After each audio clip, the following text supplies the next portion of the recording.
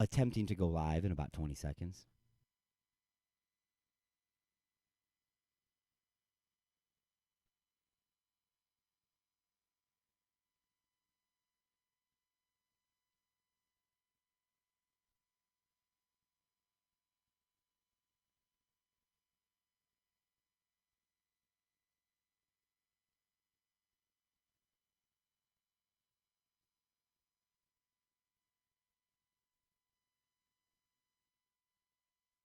The views and opinions expressed in the following show do not necessarily represent those of this station or its sponsors.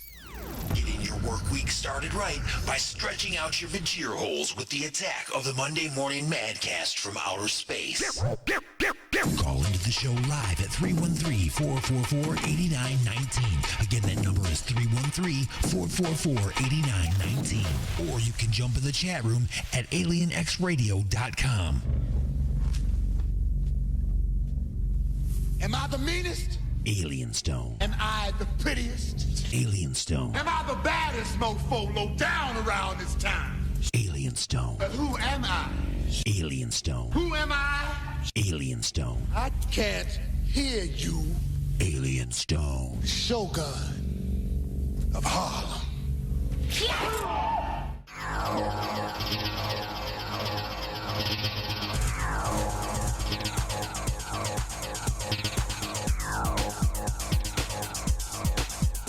Good morning, everybody, and welcome to the Attack of the Monday Morning Madcast from Outer Space. I am your host, Alien Stone. We're broadcasting to you live directly into your vagina holes from the other side of Planet Chaos on alienxradio.com, UG Media, WCET-FM, and a brand spanking new affiliate for the first time this morning. Please welcome all of my listeners to the show on Paranormal Junkyard Radio Network. Welcome, everybody. The telephone number here at the station is 1-313-444-8919. Again, that's 1-313-444-8919. Or you can Skype me at Alienstone1. That's all one word, Alienstone1, and that would be the number 1. Don't spell it out because you would be wrong. Alienstone1. Also, head on over to Facebook and look for the Alien X Radio fan group, and you can find us streaming live there momentarily. I'll be sending that feed on over there. And also on YouTube, the Alien X Radio YouTube channel. Check that out. We're also broadcasting live there as well, so you can see my beautiful face. Or at least the one that I have.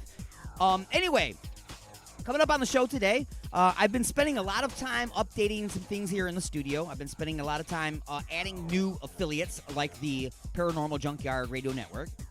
And because of that, I've had a lot of my time getting eaten up with technical garbage, basically. So today I'm going to be flying by the seat of my pants, folks. I'm going to be hoping that I get some phone calls to try to fill some of this time. Otherwise, we're going to be playing a little bit of music through the history of the radio station, through my history, because I'm a musician as well. I've been in several bands. So we'll be going through a little bit of that. And, of course, I'll be pulling all kinds of stories from the Internet. We'll be talking about those. And anything that you want to talk about at all, you can give me a call, like I said, at 1-313-444-8919, or jump in the chat room at alienxradio.com. You can also, of course, talk to me through any of the video feeds as well. I'll be monitoring everything as best as I can, as I'm all by myself without a co-host on Mondays. We are screaming through the galaxy at triple redunculous speed, so let's go ahead and get things underway. Broadcasting directly into your brain. Let's take a look at this day in history.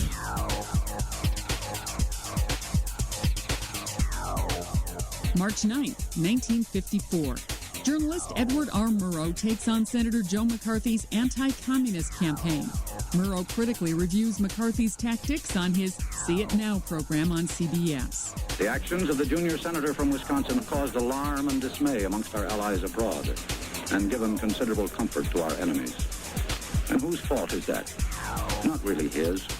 He didn't create this situation of fear. He merely exploited it, and rather successfully. Months later, McCarthy is censured by his fellow senators, bringing his campaign to an end. 1862, a Civil War battle at Hampton Roads, Virginia, opens a new chapter in naval warfare. Two ironclad ships, the Monitor and the Virginia, formerly known as the Merrimack, clash for 5 hours to a draw. 1996, comedian George Burns dies in Beverly Hills, California at age 100. His career spanned from radio and TV with wife Gracie Allen to playing God on the silver screen. Incidentally, kill is the word. It's not waste. If I meant waste, I would have written thou shalt not waste. And 1997. In Los Angeles, the notorious B.I.G. is killed in a drive-by shooting that remains unsolved. The gangster rapper, whose real name was Christopher Wallace, was 24 years old. Today in history, March 9th. Sandy Kozel, The Associated Press.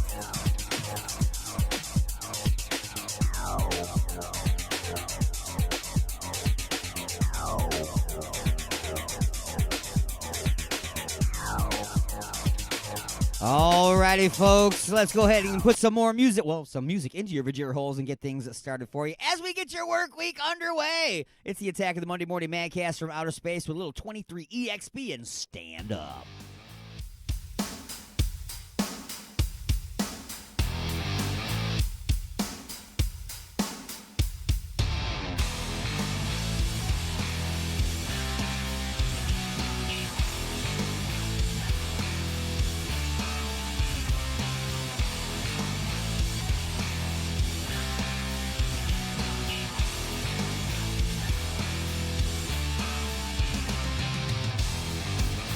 Too high, I get to see the light.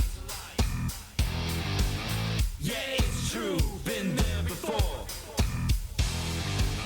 But now the sun don't hurt me.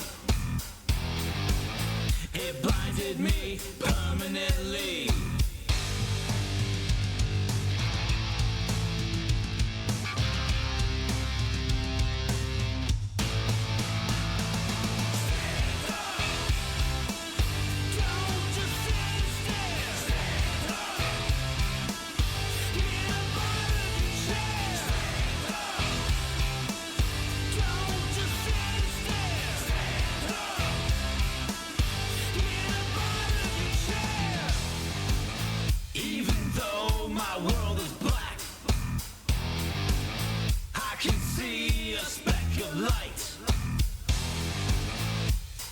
Stronger, feeling free with the shadows of the night.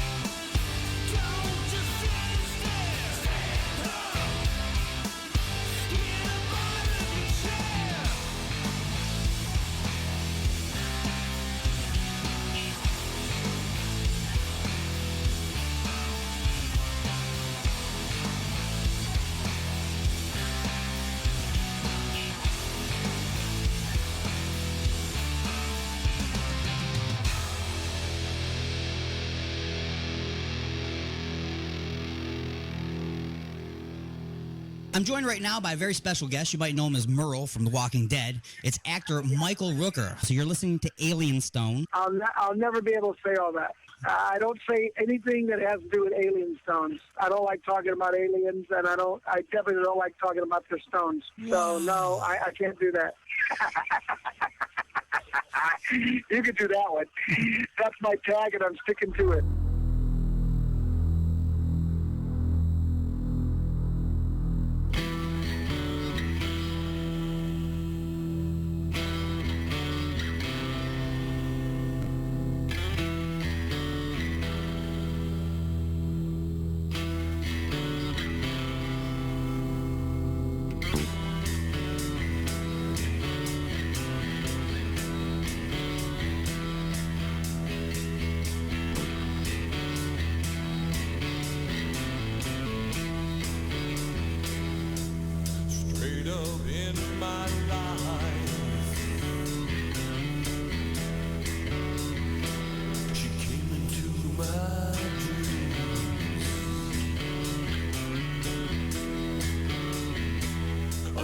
Passion touching divine.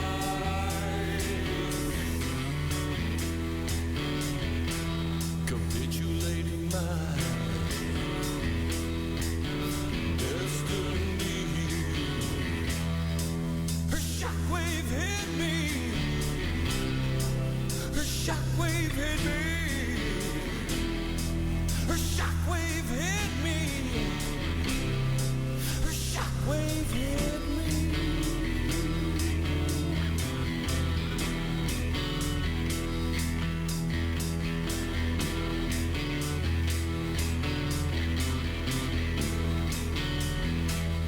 Pleasure grows with pain.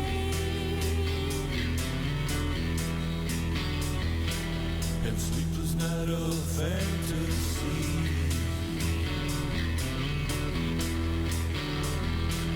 Forbidden treasures roll the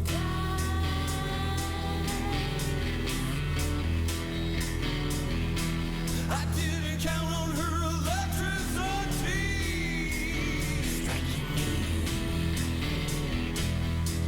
Her shockwave hit me.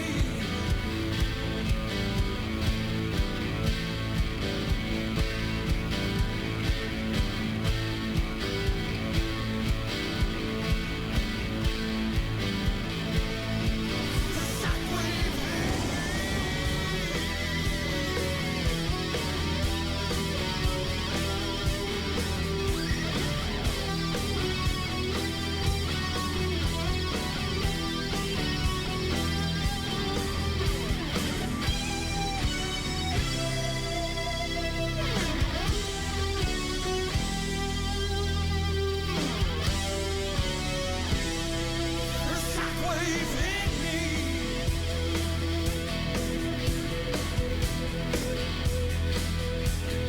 Straight up nice and tight. She straddles over me.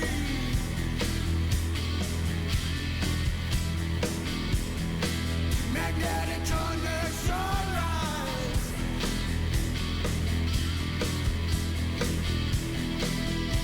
Her shockwave hit me.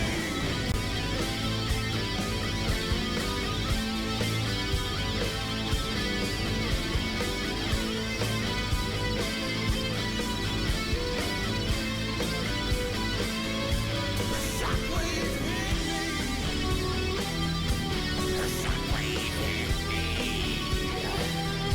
Her shockwave hit me. Her shockwave hit me. Her shockwave hit me. Her shockwave hit me. Her shockwave. Her shockwave hit me.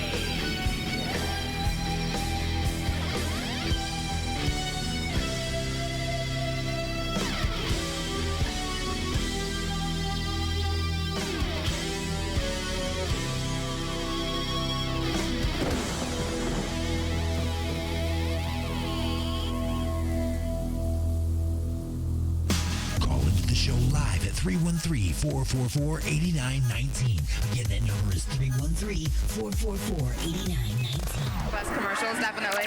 or you can jump in the chat room at alienxradio.com.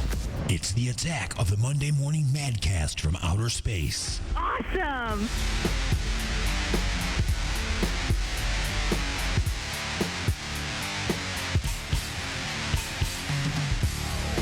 Welcome back to The Attack, everybody. It's The Attack of the Monday Morning Madcast from outer space. I am your host, Alien Stone, broadcasting to you live this morning on alienxradio.com, UG Media, WCET FM, and our brand spanking new affiliate, Paranormal Junkyard Network. Now, of course, if I can find it, I have a list here. Let me give you a rundown real quick here of all of our fantastic affiliates. Our affiliates on the Alien X Radio network are as follows. Alien X Radio, of course, in Detroit, Michigan. Raw Talk Online in Florida. UG Media in the UK. WCET FM in South Carolina. Lime City Radio in Indiana. And Paranormal Junkyard Radio Network. They're in the ether. I don't know where they're at. They're paranormal, so we don't know where they're at. We can't pinpoint their location. So anyway, those are our live affiliates that carry our different shows live. Now, we also have many other fantastic affiliates that carry our show in syndication and replay all around the world, and they are as follows. 920 WOM The Apple in New York City. 24.7 The Stream in Chicago. WRFN 1025 in the UK. WRPR Rat Pack Radio in Florida. United Sounds Choice Radio in Amsterdam. United Talk Radio in Connecticut. 2 stations over in Canada. In Canada, Prodcore Radio and Pure Rock Radio. 97.1 KGSB FM Get Smashed Radio in Seattle. IRN Internet Radio Network in Florida. Good Talk Radio in Colorado. Mile High Radio also in Colorado. K98 in Pennsylvania. And Western Reserve Digital Radio in Ohio. If you would like to be another affiliate on the Attack of the Monday Morning Madcast from Outer Space or inside the mothership from the Alien X Radio Network, then by all means give me a contact. Send me an email on over to alienstone@alienxradio.com. Again, that's alienstone@alienxradio.com. Now, what is this show about, people? Well, normally I have time to prepare my show all week long. Okay, and I will have a segment called The Punchlines, where I basically go through and I find the most ridiculous headlines for the week. I don't read the story. I tell you the headline, and then I make up a story to go with it. That's called The Punchlines. We do that once an hour. That won't be happening today. That's right. We have a very unusual week this week. We're going to call it an unusual week instead of a lazy I didn't do my job week instead. Okay, that's what we're going to call it. So, anyway, we normally do stuff like that. We do. We're still going to do news and the sports report and all of that good stuff. That's still going to happen. And I'm going to constantly be coming up with things to talk about as we move along. Like right now, I want to talk just a moment about this. Recently, and I don't call them fights. I didn't get into a fight on social media. I got into a discussion on social media which got out of control because people don't understand how to control themselves when they're on Facebook. Okay? Now, I posted something on my page. This is how ridiculous a fight, I just said fight, an argument can get. The post began with something this simple. Listen to this, okay? I went into a restaurant, and I ordered a grilled chicken Caesar salad. Let me say that again. A grilled chicken Caesar salad. The waitress asked me, is Caesar dressing okay with that? And it made me laugh. It made me laugh because a Caesar salad is called a Caesar salad only because of the dressing, which is Caesar dressing. So if you put any other dressing on a Caesar salad, it is no longer a Caesar salad. It's a salad made of romaine lettuce with whatever dressing you want on it. It's not a Caesar salad. Okay, it's just not. So when I ask for a grilled chicken Caesar salad, it should automatically come with Caesar dressing. So I laughed about it, but it's not that big a deal, right? It's not that big of a deal. So I said, yes, of course. So she brings me this bowl of romaine lettuce with all the grilled chicken in it and a pile of cheese on top of it, and then 4 cups of Caesar dressing. Now, the salad is overflowing the bowl. Now, you explain to me how I'm supposed to pour 4 cups of Caesar dressing onto a giant bowl of salad and toss it in a bowl that's undersized at my table without making a huge mess. Literally in the back, in the kitchen, there is a bowl back there that is 100% for. It's a big giant bowl. It's for tossing the salads in. That's literally what the point of that bowl is for. That's what it's there for. There is no other point to it. They pour the Caesar salad in there. They dump the Caesar dressing in there and the cheese, and they toss it so it's all mixed together. Then they dump it into the bowl and bring it out to you.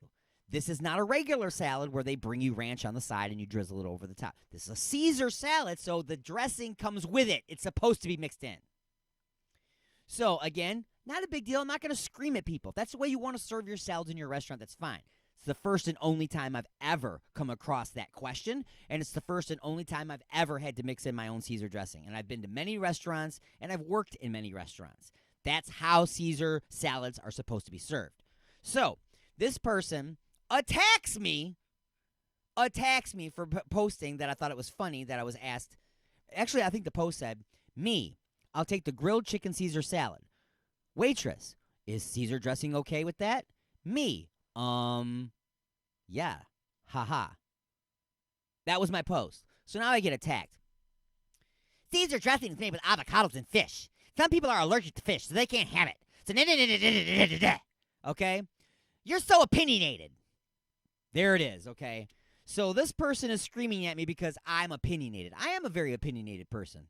First off, it was on my page. I posted it. I didn't go and post it on your page. I posted it on my page. Okay? And yes, I am opinionated. First off, if you're allergic to fish or any of the ingredients in Caesar salad, then chances are you should freaking order something other than Caesar salad. Or if you really like romaine lettuce, then you should order a Caesar salad without Caesar dressing. However, it should not be up to the rest of public to now concede to the 2 or 3 people a day that may possibly want a Caesar salad without Caesar dressing. We must now all suffer because of the handful of people. Now, why are we suffering as a group because of the handful of people? Because the handful of people were opinionated and they said something. That is why.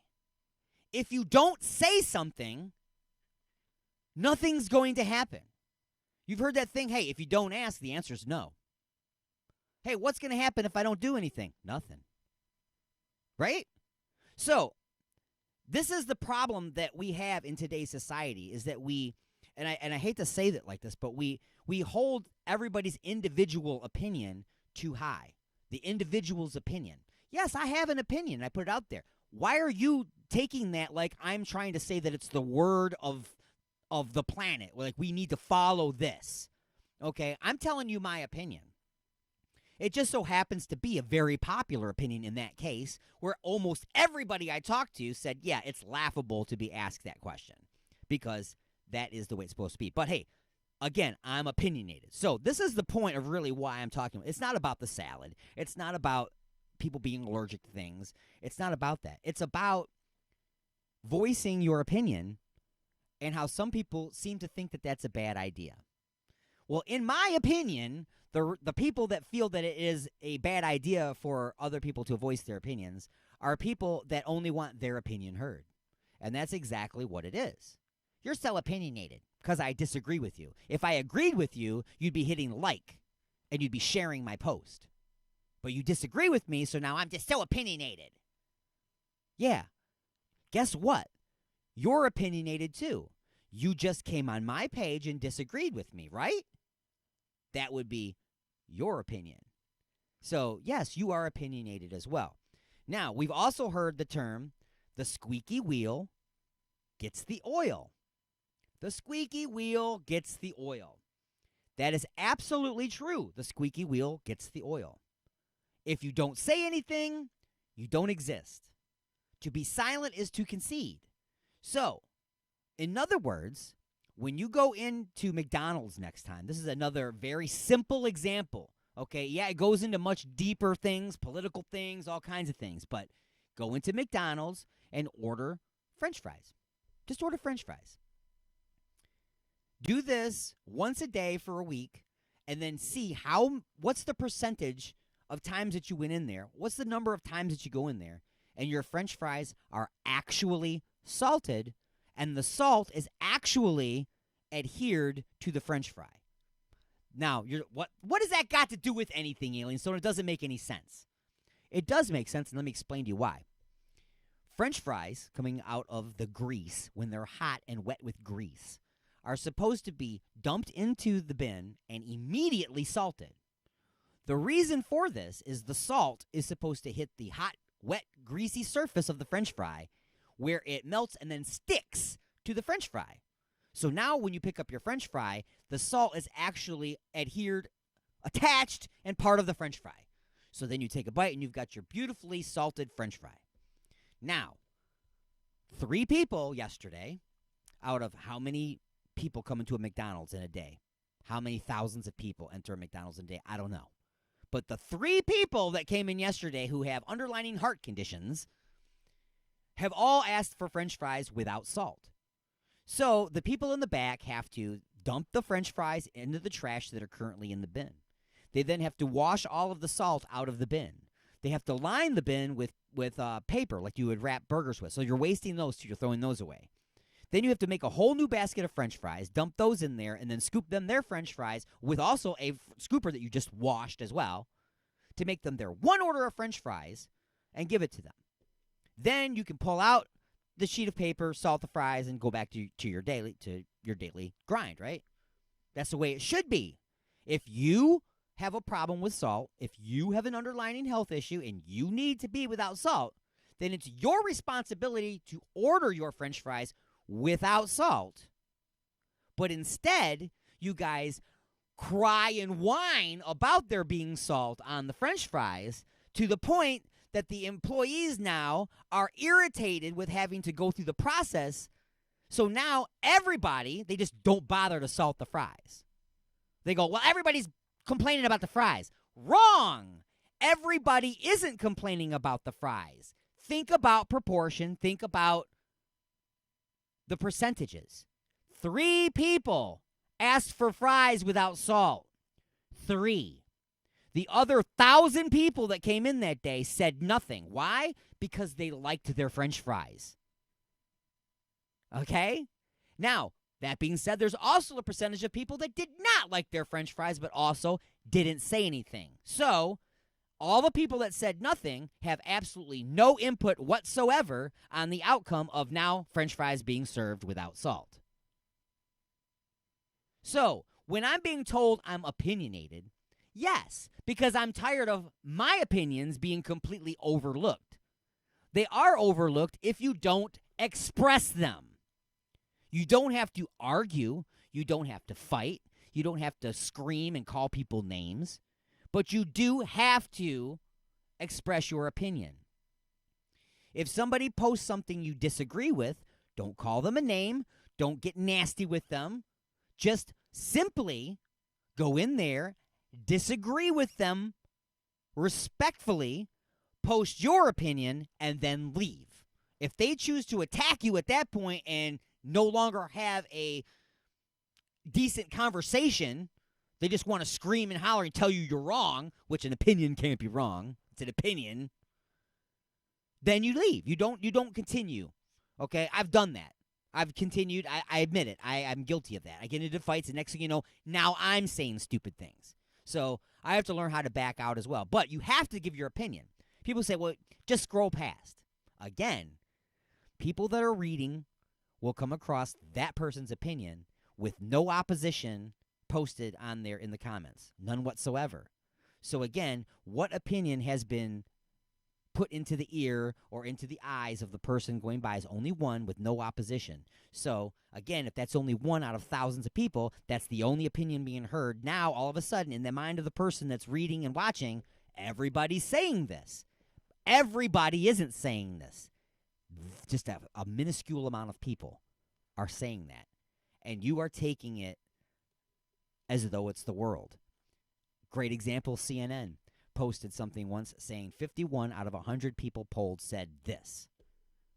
I said, okay, well, that's honest reporting. Then the ticker started at the bottom of the screen. Later on, then it said 51% of Americans said, wait a minute, whoa.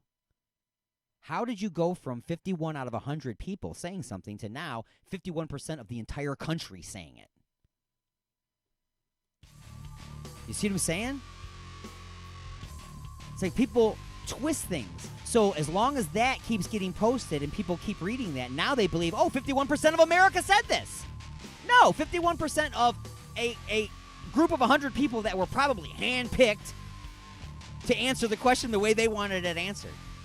Anyway, it's time to take a short break, pause the action for station identification. We'll be back with more of The Attack after this short break and a news update from NPR. Go nowhere. It's The Attack, the Monday Morning Madcast from Outer Space, Alien X Radio, UG Media, WCET-FM, and Paranormal Junkyard Radio Network.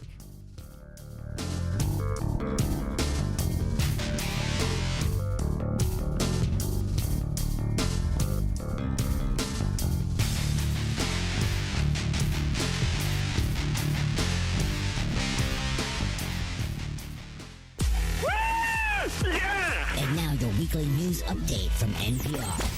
broadcasting directly into your brain. I've always listened to it. Live from NPR News in Washington, I'm Corva Coleman. Stock futures are plunging even before Wall Street opens later this morning. The Dow futures fell more than 1,200 points, and futures trading on the S&P 500 index were halted for a time. That's because the index fell more than 5%. The markets are reacting to a shock decision by Saudi Arabia. The Saudi government moved suddenly to cut oil prices and increase oil production at the same time. NPR's Anthony Kuhn reports from Seoul that Asian markets have plummeted as they were also hammered by coronavirus fears. Tokyo's benchmark Nikkei 225 lost 6.2%. Seoul's Kospi was down 4.4%, and the Hang Seng in Hong Kong lost 3.9%. Japan and South Korea have been hard hit by factory closures in China because they supply a lot of the components that are assembled there. Japanese Cabinet Office figures released Monday showed the economy shrank at an annualized rate of 7.1% in the final quarter of 2019. That contraction was the first in more than a year, and it was largely due to a hike in the consumption tax before the virus began to hit Japan's tourism and other industries. Another consecutive quarter of shrinking GDP would officially put Japan in recession. Anthony Kuhn, NPR News, Seoul. 6 states will hold primary elections tomorrow on Big Tuesday. That includes Mississippi, where former Vice President Joe Biden stopped on Sunday to campaign at several events. Mississippi Public Broadcasting's Desiree Frazier has more. Joe Biden spoke at Tougaloo College, a historically black institution, Sunday afternoon. He focused on the need for affordable health care, more funding for education, combating climate change, and the importance of healing the divisiveness in the nation. Winning means uniting America, not sowing more division and hatred and anger. It means not only fighting, but healing the country. Biden also visited a Black Baptist church in the city. Actress Vivica Fox and former Massachusetts Governor Deval Patrick joined him for the campaign stops. For NPR News, I'm Desiree Frazier in Jackson. 3 men from Russia and 1 from Ukraine go on trial today in the Netherlands in absentia. They're the first suspects to be tried over the shoot-down of Malaysia Airlines Flight 17 over eastern Ukraine 6 years ago this month. Terry Schultz reports from Brussels. Both the Russian and Ukrainian governments prevent their citizens from being extradited, so the 4 men will likely be tried in absentia. They're charged with murder for the 298 deaths that were caused when MH17 was shot out of the sky in July 2014 by a Buk missile that investigators believe was manufactured in Russia and transported to eastern Ukraine. The probe has become the largest criminal investigation in Dutch history. Terry Schultz reporting from Brussels. You're listening to NPR News from Washington. Oh, honey, what a wonderful surprise. A dozen roses and chocolates, a candlelit dinner, and now champagne and strawberries by the fire. You're so romantic. What do you say we get a little closer?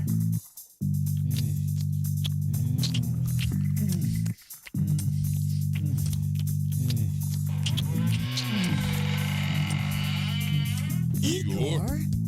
That's right. Igor here with the final ingredient for love. Igor's lube? Nothing gets things moving and grooving like my lube, and it prevents chafing. Thanks, Igor. And don't forget, Igor's lube now comes in cherry, mint, and salmon flavor. Igor's Lube. Get some today and get some tomorrow. It's the organ sale of the century. It's Dr. Jack's Organ Scratch and Bruise sale. We're overstocked, and the shelf life is about to run out. I've over-harvested. Oh, no. Livers, pancreas, and those hard-to-find spleens. Oh, sure, they're a little brown around the edges, but we pass the savings on to you. Dr. Jack has gone crazy. Sure, it's crazy to buy organs 2 days after they've been removed. Crazy like a fox, it's Dr. Jack's Organ Scratch and Bruise sale. Hey, with my new kidney, I can pee like a kid again. With my new liver, I'm drinking like a fish again. If you're not completely satisfied, return the organ and keep the handy Carry Cool Cooler as our gift. Dr. Jack's Organ Scratch and Bruise sale. Going on now while supplies last.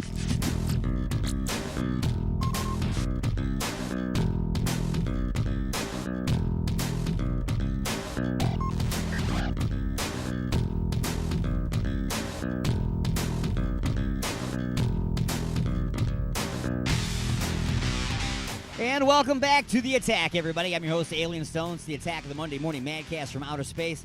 Alien X Radio, UG Media, WCET FM, and Paranormal Junkyard Radio Network. That's our live affiliates that we're on right now. Sending a shout out to just a few of our other affiliates real quick. 920 WON, the Apple in New York City, 24.7 the Stream in Chicago, Illinois. How about WRFN 1025 in the UK? Let's jump around a little bit here. IRN Internet Radio Network in Florida. And, of course, Western Reserve Digital Radio. And I believe it's in Youngstown, Ohio. Welcome, everybody. 1-313-444-8919 is the number. Also, the chat room is located at alienxradio.com. Just click on the chat room tab. Load that right in there. I haven't been over there yet. I need to get over there. See who's all been hanging out. You know what I'm saying? See who's been hanging out. Don't forget also the Alien X Radio fan group can be found on Facebook, of course. And we're broadcasting live video there. That's right. We got a full video show, as well as on Alien X Radio's YouTube channel. So go over to YouTube. We have a YouTube channel on over there. Subscribe to that. You can watch all the videos for Inside the Mothership. And for this show, The Attack of the Monday Morning Madcast from Outer Space. What is the show about? Well, normally we've got skits like just a few questions. You know, there's usually a whole bunch of things going on. Wow, something's locking all up on my screen here. I don't know what's going on. That's great radio for me to talk about. Okay, let me back this up here. And, okay, all right, it's unlocked now. Anyway, folks, also, if you like music, let's see, what do we do on the stage? We play music for your Vajira holes. We do news. We do sports. We do just a few questions. We do Wackadoo with the Week, punchlines, What the Florida. I mean, there's so many things that we do. D, when he comes in here, he does the music news. But today, we're just kind of making it up as we go along. And next week, we are really stepping up our game next week. We are really stepping up our game next week. It's going to be completely filled with all kinds of features and hopefully phone calls from you guys as well. Remember, call in from wherever you are at 313-444-8919. In the meantime, I think we need to put some more music into your Vajira holes. So let's go through some of these fantastic bands that submit their music to the station. Let's see, who should we start off with? Oh, you know what? How about let's not. Let's start off with some music that I wrote quite a long time ago. The very first band I ever got involved with was in around 1991-ish, 1991, 92, something like that. I'm not really sure of the exact year. But I got together with a DJ friend of mine who was also a drummer, and we put together a small band called Serious Jester. We got a guitar player, got a bass player. I played rhythm and I sang. He played the drums. And of course, we did cover songs, but we did very bad versions of cover songs, okay? Let's be honest with you. Most bands do not do well when they do cover songs. Hey, that sounded great. No, it didn't. Okay? I'm sorry. Alice in Chains is much better. Pearl Jam nailed it. You didn't. Okay? That's usually how I feel about cover bands. So we also were very, very into writing our own music. And again, we weren't very good at what we did, but we wrote music anyway. So, that being said, way back in the day, also the year that we were recording, a band had finally emerged called White Zombie. I think it was the first year that White Zombie had come out with their first album. And, of course, Thunder Kiss 65 was a big song at the time. So it was kind of an inspiration to me when I was hearing it, when I wrote a tune called Super Zombies, which later on I wrote a script and directed a movie called Super Zombies, Long Live the Dead Part 2, but that's a whole nother story. So anyway, we wrote the song called Super Zombies, which was about a camping trip that we had all gone on. And I'm just going to say that we were a little under the influence during that camping trip, and a lot of stuff happened.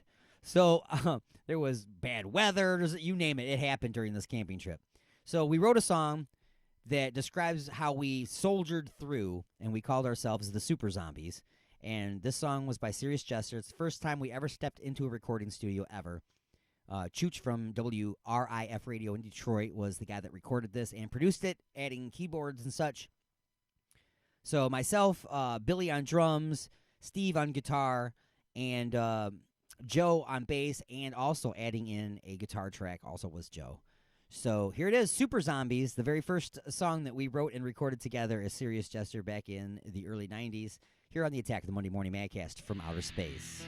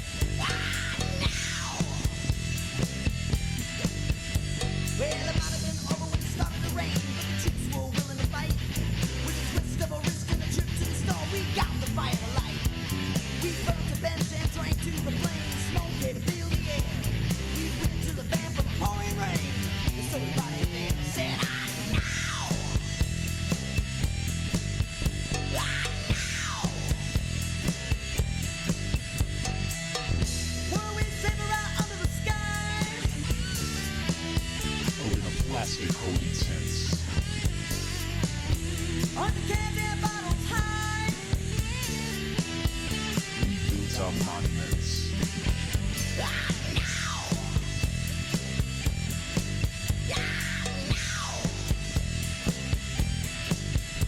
Well, I showed up late at night to lend a helping hand. With bad directions, no straight lights, they found the promised land. They took the book they said was closed and opened it to me. And one went camping with the robot, but forgot the batteries. Said, I know.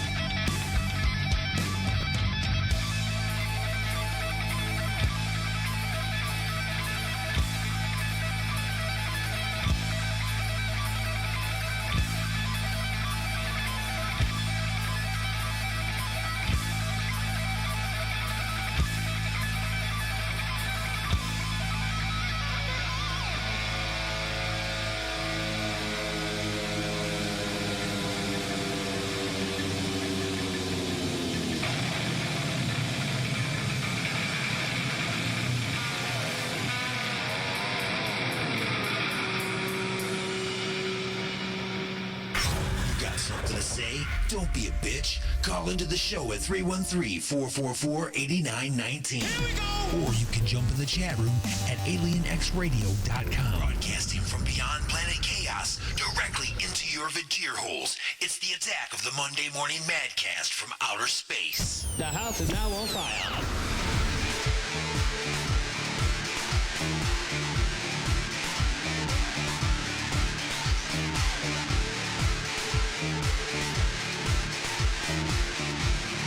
All right, everybody, welcome back to The Attack. It's The Attack of the Monday Morning Madcast from outer space. Oh, yeah. Screaming through the galaxy at triple ridiculous speeds, or at least talking really loud. Wow. Can't even, or maybe not talking at all, apparently. Talking really loud from the back row, playing on our cell phones, making everybody angry in the movie theater. That's what I was trying to say before I tripped over my tongue. Do apologize for that. We are coming up close here to the end of hour number 1 of our 3-hour journey through the galaxy. Oh, let's see now. What do we got going on here? Oh, I noticed that my buddy, too, like when I played the Serious Jester song, guitar player Steve, he jumped into the Facebook feed there, making sure that he commented about Joe, who was the bass player on that track, who also that day, while we were recording, just said, hey, I got an idea. Give me that guitar. Handed him the guitar, and he walked into the studio and laid down the most awesome, on-the-fly guitar track in one take that we left it on the album. And that's what you just heard a little while ago. That was pretty cool. So, all that being said, what are we going to chat about here for this last few seconds before we go into our break? We talked about your opinions can't be kept to yourself like the people want you to do. People say keep your opinions to yourself. Remember, the only people that want you to keep your opinions to yourself are the people who disagree with you, and they want their opinions to be heard but not yours. So that way change and policy and just overall, I don't know, what do you call it, cultural development, I guess, I don't know, all move forward based on their opinion only. And remember, it only moves forward now based on the opinions that are heard.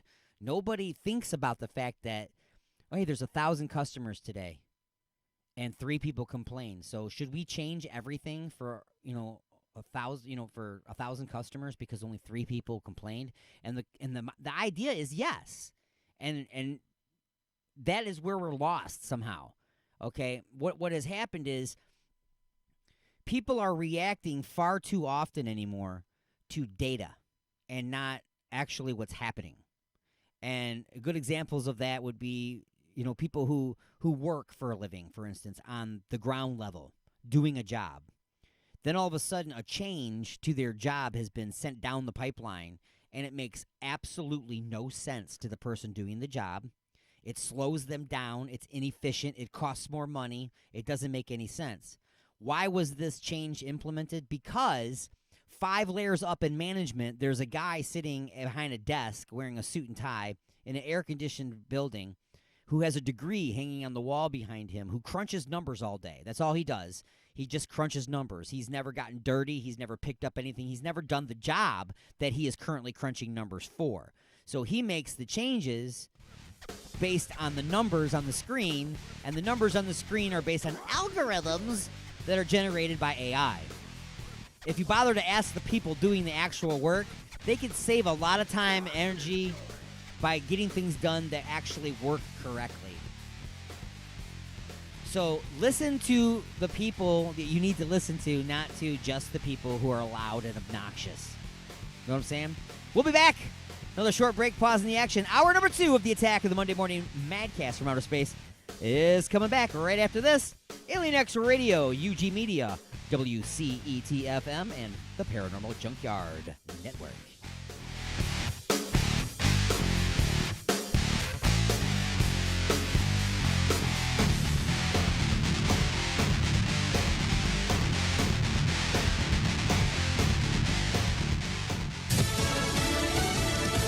Two members of Congress are quarantined. I'm Chris Foster, Fox News. They're taking it upon themselves after someone at a conservative political conference they attended tests positive for coronavirus. Senator Ted Cruz and Congressman Paul Gosar say they potentially came into contact with the virus at the CPAC event nearly 2 weeks ago. Both men will isolate themselves and monitor their health. Cruz took to Twitter to make the announcement and promised citizens that he would be continuing to be, quote, proactive in mobilizing resources to fight this outbreak. Fox's Aisha Hosni. There are at least 21 people infected with the virus on board a cruise ship off California. The Grand Princess cruise liner is set to be brought in today to a dock in Oakland, California, one that Governor Gavin Newsom says offers the ability to lock down that area. And it's being secured by federal personnel, roughly 10 acres of this site. Thousands of passengers will disembark straight into quarantine. Californians at bases in that state. Out-of-state passengers into Texas, Laughlin, and into base in Georgia. The State Department will work with foreign nations to get their citizens back to their homelands. Positive coronavirus cases on board will be put into isolation at hospitals for treatment. Gernal Scott, Fox News. The State Department advises Americans to not travel by cruise ship for now. Oil and stock markets are down today. Dow futures down 1,255 points ahead of the opening bell on Wall Street. 6 more states hold Democratic Party primary contests tomorrow. Senator Bernie Sanders in Michigan pushing Medicare for all. What kind of system bankrupts people because they're fighting for their lives against a terrible disease? Joe Biden says campaigning in Mississippi. Winning means uniting America, not sowing more division and hatred and anger. He's voting tomorrow in Idaho, Michigan, Mississippi, Missouri, North Dakota, and Washington State. America's listening to Fox News. Oh, my God. What have I done? What have I done? Look at the turning wheel. The Alignment, the latest CD from The Creeping Chaos, featuring Dead in the Water. Dead in the water. Beg for mercy and Under the Blade. We live our lives under a blade. Available now at iTunes, CD Baby, and Rock of Ages in Garden City.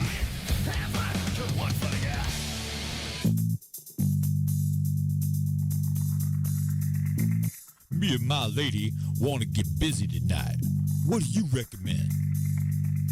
Igor's Lube. I got my fist stuck in a gravy boat. Any ideas on how I can get it out?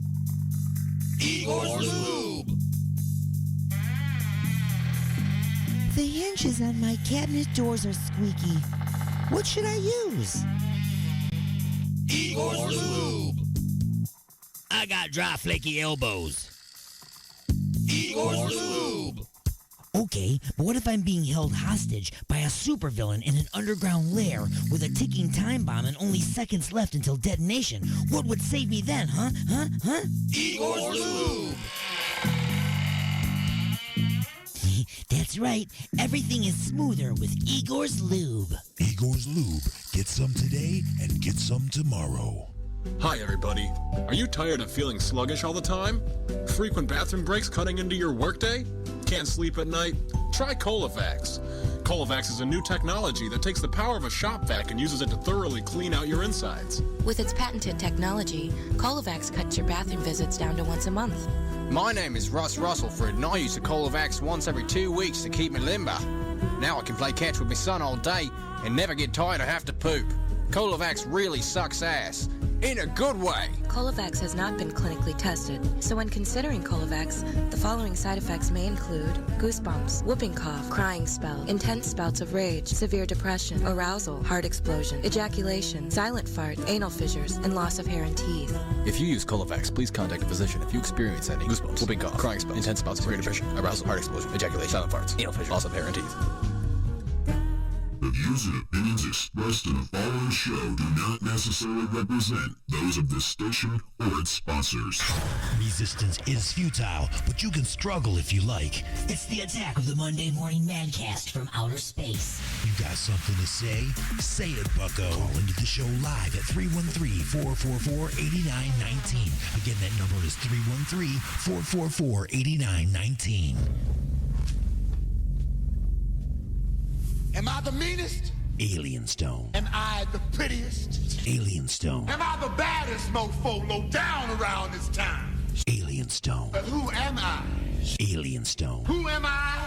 Alien Stone. I can't hear you. Alien Stone. Shogun of Harlem.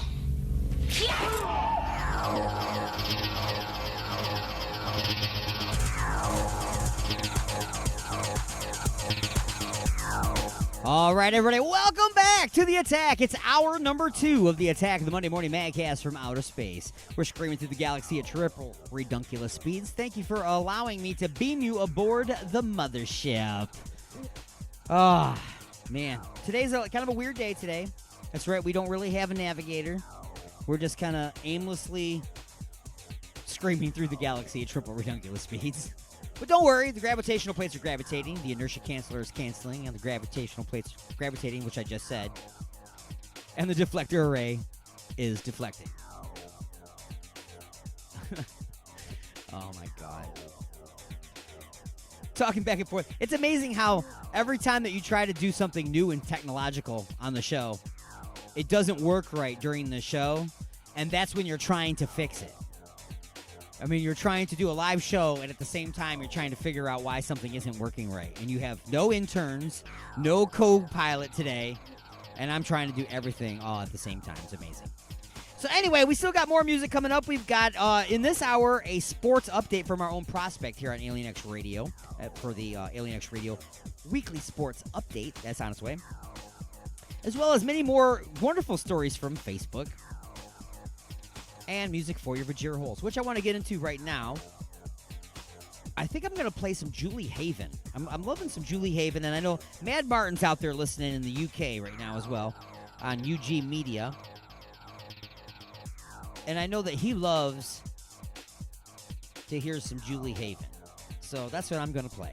Now, this is a lady that came along some time ago. She was a guest on Alien X Radio when we did the 36 hours of Alien Xmas. That's our 36-hour radiothon to benefit Forgotten Harvest every year around Christmas time. And this is an artist who lives in the Detroit area, but when it's cold, she moves to Florida. This is a smart human being. You move to Florida where it's warm during the crappy weather, and then you come back. Well, she's a recording artist, and she was on the program, and she brought us some of the music. Our station plays nothing but heavy, hard rock and roll music, but our shows, like this one, The Attack of the Monday Morning Madcast from Outer Space, and Inside the Mothership, we play all genres of music.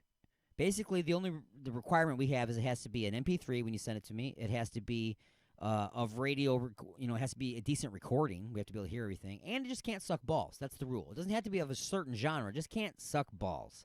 So, she gave us many songs to listen to. And she said that her most poppy-sounding song, which I don't normally play poppy-sounding stuff, but it's Julie Haven, right? So I'm going to. She said this was her most poppy song. It's called See Me Cry. And you're listening to The Attack of the Monday Morning Madcast from Outer Space.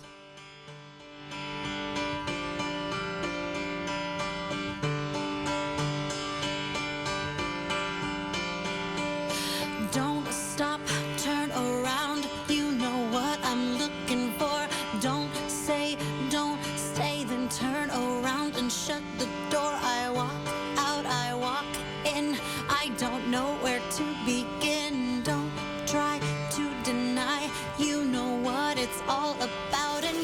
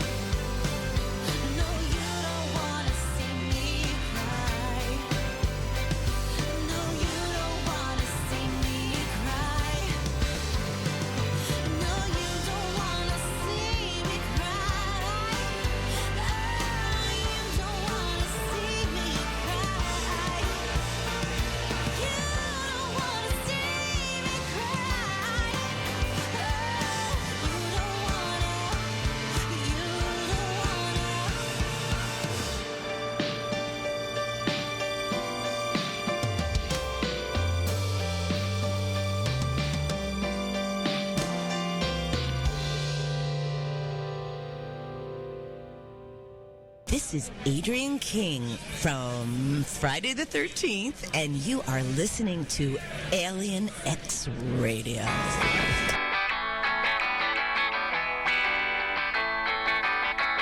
You ever wonder what it'd be like if aliens came down from outer space? Well, this is what they'd sing. We've come from a distant rock to see what you monkeys got. We watched you for years and years, so cry out your final tears. People of Earth, people of Earth, people of Earth, people of Earth. You're gonna die now.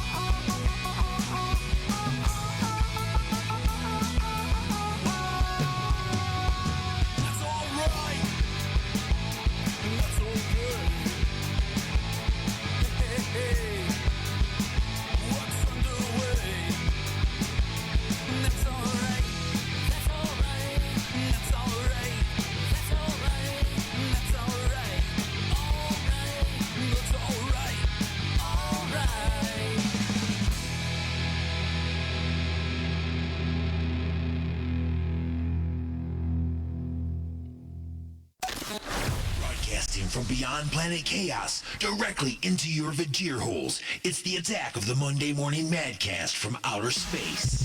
You got something to say? Don't be a bitch. Call into the show at 313-444-8919. Or you can jump in the chat room at alienxradio.com. Welcome back to The Attack, everybody. I'm your host, Alien Stone. Again, the number is 1-313-444-8919. Again, it's 1-313-444-8919. We are live. It is 10:12 a.m. Eastern. That's right. You might be listening to us on one of our fantastic affiliates live as well. And you can call in from any one of these places. If you are listening to us on UG Media in the UK, if you're listening on Alien X Radio in Detroit, WCET-FM in South Carolina, or perhaps you're listening on the Paranormal Junkyard Radio in the ether. I don't know where they are. They're out there. They're paranormal, so you don't know. You've heard of a pirate radio station, which usually exists like off the coast on a boat? Well, they exist on the other side. They broadcast from another dimension. And now we do too. See? We broadcast from other planets. But now that we broadcast from other planets onto their server, they then broadcast into another dimension. So there are people that are listening to us that don't even understand us. Which is probably you. We don't understand you either, Anna. So what are you talking about? We don't understand. What is your show about? Tune in next week. You'll hear a regular, proper version of the Attack of the Monday Morning Madcast from Outer Space, okay? This week, we're just kind of doing a little review of some music and stuff. I'm going to play probably a couple of just a few questions that from history. I've got 3 years worth of them, or 2 years worth of them, I'm sorry. 2 years worth of just a few questions. That's a skit that I came up with some time ago. When I got a new co-host, his name is D-Unit, on the Inside the Mothership showgram, I wanted to get to know D-Unit, so I came up with a skit called Just a Few Questions, where I asked him just a few questions to get to know him. And it started off, I think the whole skit was like 8 minutes long. And, of course, the questions aren't like, what's your favorite color? What's your favorite food? Where were you born? No, I don't ask questions like that. You know, we asked crazy things. You know, like if you found a briefcase filled with money and cocaine and all this kind of, you know, what part would you turn in? You know, what part would you keep? And, you know, stuff like that, you know? Well, it has spiraled and got out of control. Like I said, the first one I think was 7 or 8 minutes long. I now have had one that was like almost 45 minutes long. I start putting people in crazy and ridiculous circumstances and situations. One time I put D-Unit into a Turkish prison and had to decide between having his own toilet or the knowledge of who it was that's going to try to shank him later. Things like that, you know what I'm saying? You got to pick. It's like Sophie's Choice, baby. Poop by yourself or stab someone before you get stabbed. Just saying. You never know what's going to happen with just a few questions. So I'm going to pull a couple of those out in a little bit. But in the meantime, I just want to talk about this for a second. Police officers. Okay. People right now are listening in the UK and all over the place. So I'm speaking from the United States point of view, specifically the Detroit area in Michigan. Okay, specifically. We have police officers parked everywhere, pointing their little radar guns at everybody. They're writing tickets for speeding. They're writing tickets for switching lanes without using your turn signal. They're writing tickets for rolling stops at stop signs. And all of this stuff is all well and good. It's for keeping track of, making sure traffic does what it's supposed to do, and it's supposed to make everybody safer on the roads. Okay, but that's just what it says on paper. Let's be honest. Why are they out there writing a ticket at 4 o'clock in the morning after following somebody off of a main road onto a side road where there's nobody anywhere? It's 4 o'clock in the morning. There's nobody's out there. There's no traffic anywhere. And this person almost comes to a complete stop at a stop sign and then goes, bam, gets a ticket. Okay, now you are not, in fact, at that point making anything safer. Okay, you're not. At that point, you're generating revenue for the city. That's all you're doing. You're writing a ticket that they're going to have to pay. And then, instead of giving them the ticket for the rolling stop at the stop sign, which would have been probably, I don't know, a $65 ticket, you do him a quote-unquote favor by saying, what I'm going to do is instead of giving you a ticket for a rolling stop, which is 1 point on your driver's license, which would affect your insurance rate, I'm going to give you a ticket for impeding traffic. Impeding traffic does not put a blemish on it doesn't put a point on your license, so it will not affect your insurance. Okay, however, that ticket is $125. Okay, so now they've raised how much money they're getting from you by helping you. Okay, now I've done further research. If you are given a ticket for speeding, a portion of that money gets kept by that city and the rest of it goes into whatever organization the government sucks the money out of the cities. Okay? Now, if they write it for impeding traffic or a parking violation, they get to keep all of it. So not only are they raising the money, but they're also moving it from column A to column B, and they're keeping that money now. So, in fact, the police are out there. That's what they do. They generate money to basically pay their own salaries. Now, besides all of that, this is another point of what I'm bringing up about making things safer, right? So they're out there raising all of this money, which basically just pays their salary so they can go out and make more tickets to keep paying their salary. So really, that's a vicious cycle, right? They're only paying themselves to keep doing what they're doing that pays themselves, right? So it's like, pick up these rocks, move them over there. Now pick them up, now move them back over there. Now pick them up, now move them back over there. Okay? It's out of one pocket and into the other pocket. Now, if you want to make things safe, you wouldn't have 1,000 officers driving around on the road writing tickets and 5 officers behind desks actually investigating crime. That's what I'm saying. Look into your own police department in your own city. Find out how many traffic officers you have versus how many detectives you have, and you will see exactly what is the agenda of your police department. And it is to raise money by writing tickets, because it far and away outweighs the number of detectives that they have that are actually investigating rape, murder, theft, terrorism. All this kind of stuff is being investigated by detectives. That officer sitting out in that car out there with his little radar gun shooting at you ain't got nothing to do with stopping real crime. He's just out there writing tickets for your speeding, rolling stops, and such to make money. Now, why are there more police officers doing that than there are detectives? Because detectives don't make any money. They cost money. Everything that they do costs money. Every time that they go out to investigate something, it costs them money. They run a background check and say it costs money. It sucks money out of the city by investigating crime. But, these police officers bring money into the city, you see? So let's have a whole bunch of them and not so many of them. But what you're doing is, we're getting these guys to raise money to pay these guys. Right, but now you got more of these guys, you got to pay them too. So how about we start writing traffic tickets that matter, okay? That matter, okay? Speeding, when yes, I get it. I totally get writing a speeding ticket. I understand. That is helping safety. A rolling stop at a stop sign in a neighborhood at 4 o'clock in the morning should be a little bit of discretion amongst the officer to say whether or not he is providing a service to society or whether or not he is hunting for a paycheck. That's basically what it comes down to. Okay, so the officer finally gets promoted into the position of detective. Now, finally, he gets to make a real difference as a police officer. Until then, all you've been doing is making money, not a difference. You know what I'm saying? I don't know how to say it. Now, that being said, officers out in their cars, they do come across crime. Absolutely. They do get called in to do real crime, to deal with the crime as it's happening. Hey, there's a robbery in progress at the 7-Eleven. Yeah, they show up, and there's a robbery in progress. Yeah, there's gunplay. Yeah, they're in danger there. Yes, they are protecting the public at that point, yes. But once they arrest them and they take them back, now it's the detectives that take over from there. They have to build the case. They need to make sure that that criminal is now off of the streets. And again, they're few and far between. So now it takes 3 years to figure out whether or not this guy's guilty because you only got a handful of people working on the situation. But you had 9 cops pull up outside to arrest one dude. Okay, that's all I'm saying, okay? I'm never, ever on the criminal side, so don't confuse me with saying that. You know, in my opinion, whether you're innocent or not, once a police officer says you are under arrest, you're under arrest. Arguing stops at that moment.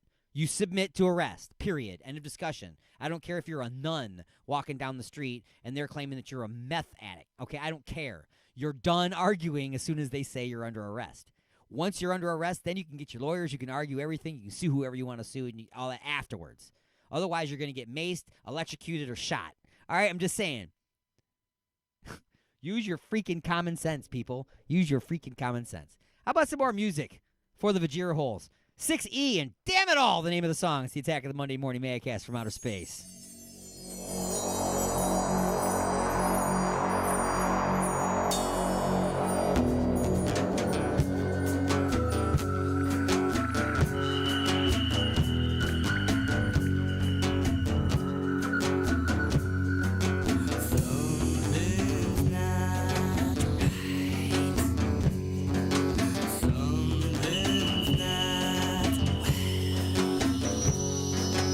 When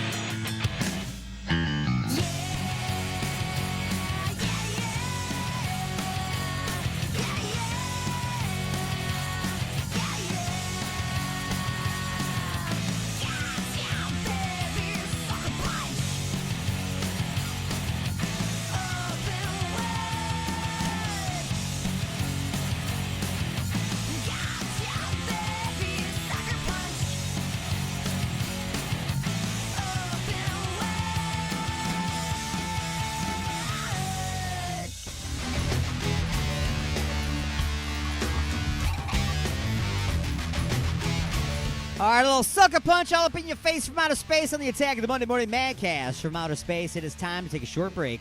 Pause the action for station identification. That's right. And we're going to bring you up to speed what's happening in the world with a AP news break, as well as the weekly sports update from our very own prospect here for Alien X Radio Sports. That's right. You never thought you'd hear the word sports after Alien X Radio, did you? That's right. Not to forget, also check out our schedule at alienxradio.com, as we have 2 sporting shows on as well. It's the the XFL.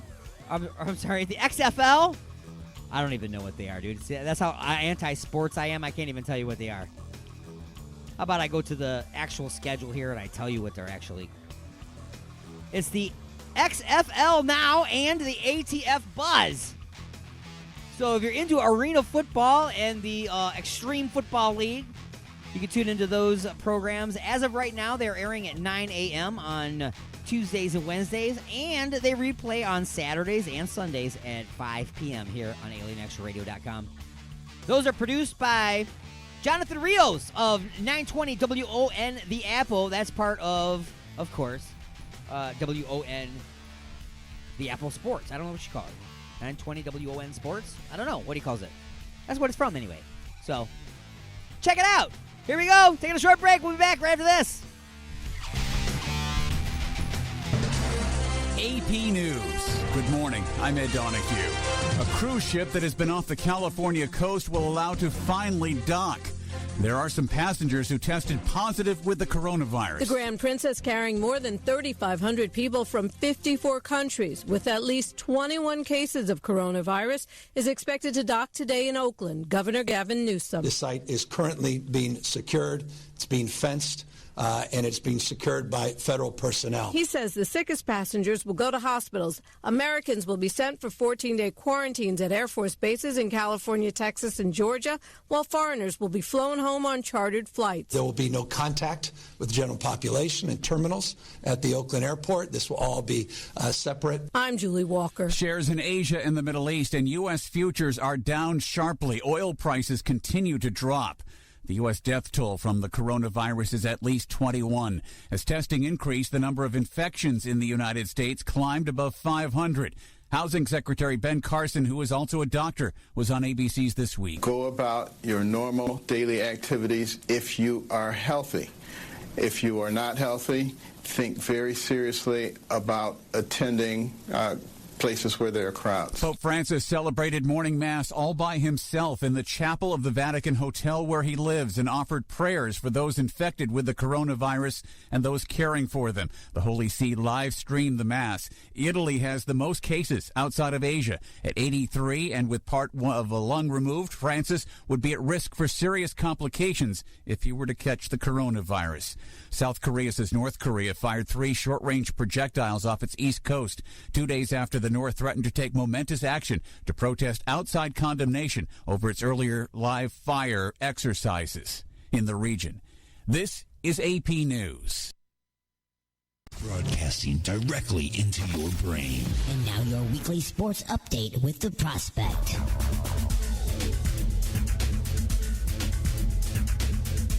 How's it going, everyone? Prospect here with the weekly sports update on Alien X Radio.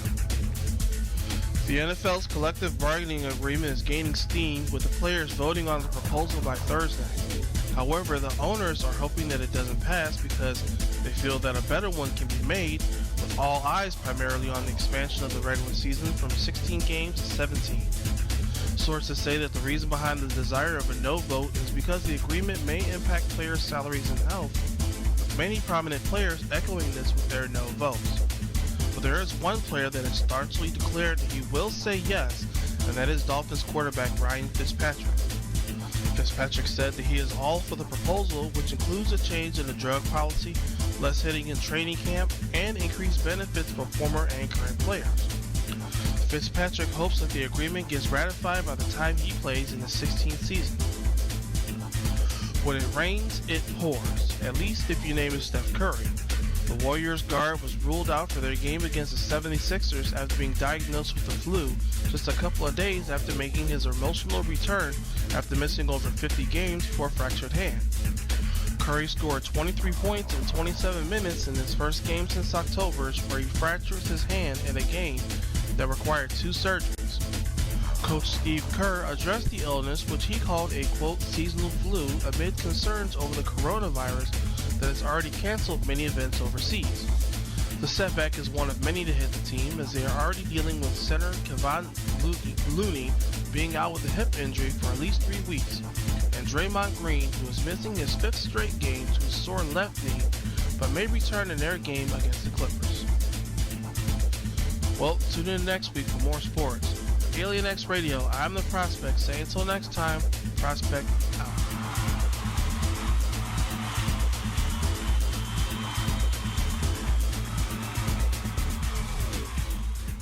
Oh my God.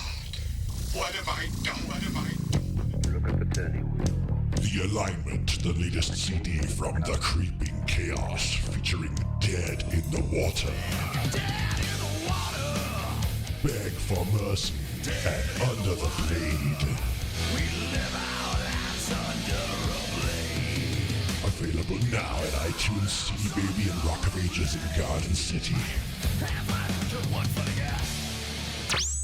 Broadcasting from beyond planet chaos directly into your vajir holes. You got something to say? Don't be a bitch. Call into the show at 313-444-8919. You have been beamed aboard and are now inside the mothership for the attack of the Monday Morning Madcast from outer space.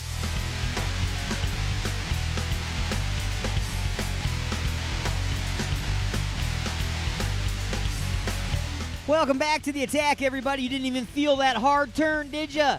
That's because we got the best inertia cancelers in all the galaxy.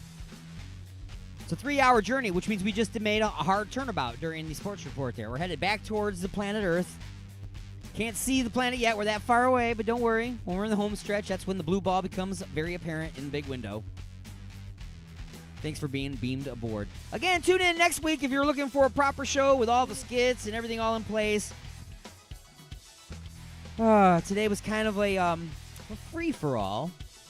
And since it is a free-for-all wherever you're listening in the world on any one of our stations, you can give me a call and talk about whatever it is that you want to talk about.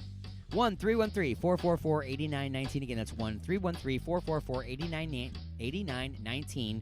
Or Skype me at AlienStone1. That's the number 1 at the end. Don't spell out 1. It's the number 1, otherwise you'd be wrong.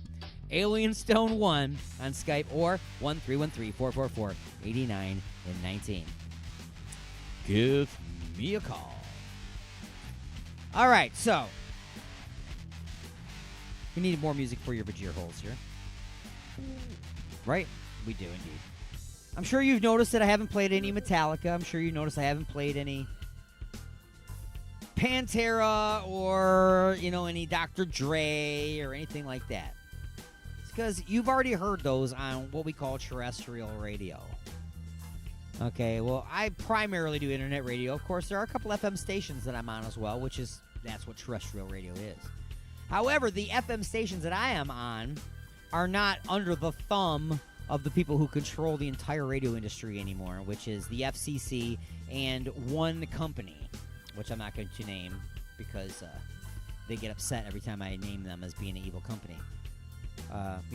They're like Disney. They just, everything they touch, they ruin and turn into a money-making whatever. Anyway, we play independent bands. That means you guys submit your music to the station. How do you do that? Well, if you have an MP3 recording of a decent song and you would like to hear it played on the Attack of the Monday Morning Madcast from Outer Space or Inside the Mothership or just in general rotation on alienxradio.com, by all means, attach that MP3 to an email and send it to newmusic@alienxradio.com. Again, that is newmusic@alienxradio.com. We'll check out that music. If it meets all our requirements, it'll go into either rotation on the station or be featured on one of our shows or all of the above. So, by all means, send your music in to us. Also, if you have any questions, comments, or concerns for either show, send them to alienstone@alienxradio.com. That's alienstone@alienxradio.com. Right now, Michael with Jane on the Attack of the Monday Morning Madcast from Outer Space.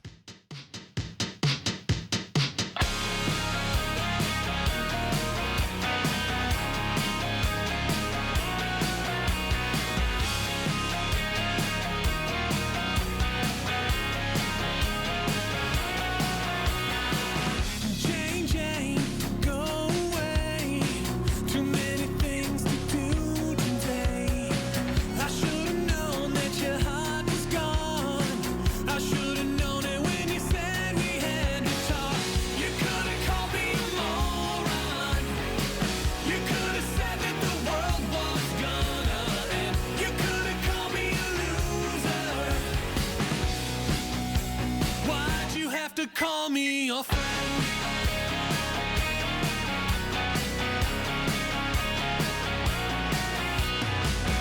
Jane, Jane, there you go. You get frustrated and the anger flows. You spend 3 hours speaking your mind. We've had this conversation a million times. You could have said it was over. You could have said that you won't see me again. You could have called me a lowlife. Why'd you have to call me your friends and lovers? And I am asleep. They say that only enemies. I can't get it right and make it right. Change receptions overnight. Get into a happy place. Smile and make a friendly face. I couldn't make this thing work in the end. So what the hell on earth makes you think I can be your friend?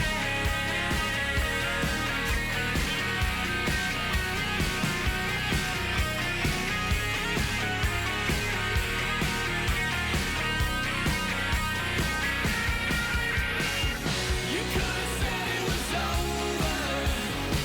You could have said that you won't see me again. You could have called me a lowlife. Jane, you could have called me a lowlife loser, alcohol abuser, ill-tempered and maladjusted, neurotic and self-destructive, stupid, selfish, vacant, angry and impatient, unmotivated, lazy, 2 shots away from crazy, prone to swinging bad moves, asshole with an attitude, nihilistic to repress, insecure, self-obsessed, always out to offend, one-way street to dead end. Jane calling quits, but don't call me your friend. Friends and lovers, rely endlessly. They say that only enemies tell the truth. They say friends and lovers, rely endlessly. They say that only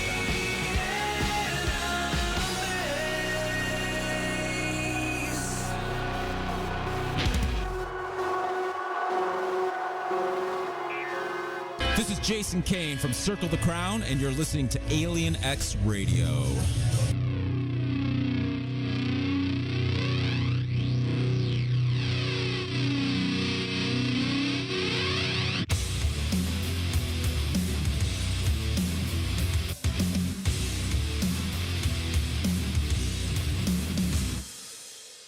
Well, now I'm in here once again to see all the sweet little honey spin. They're such pretty little kitties.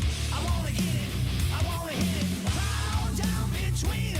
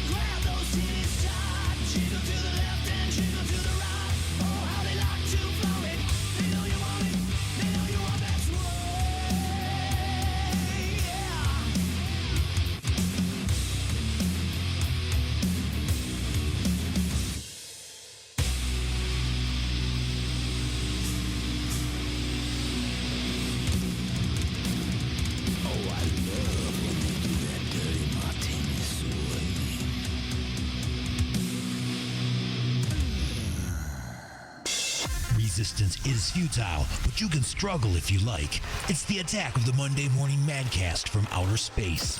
You got something to say? Say it, bucko. Call into the show live at 313-444-8919. Again, that number is 313-444-8919.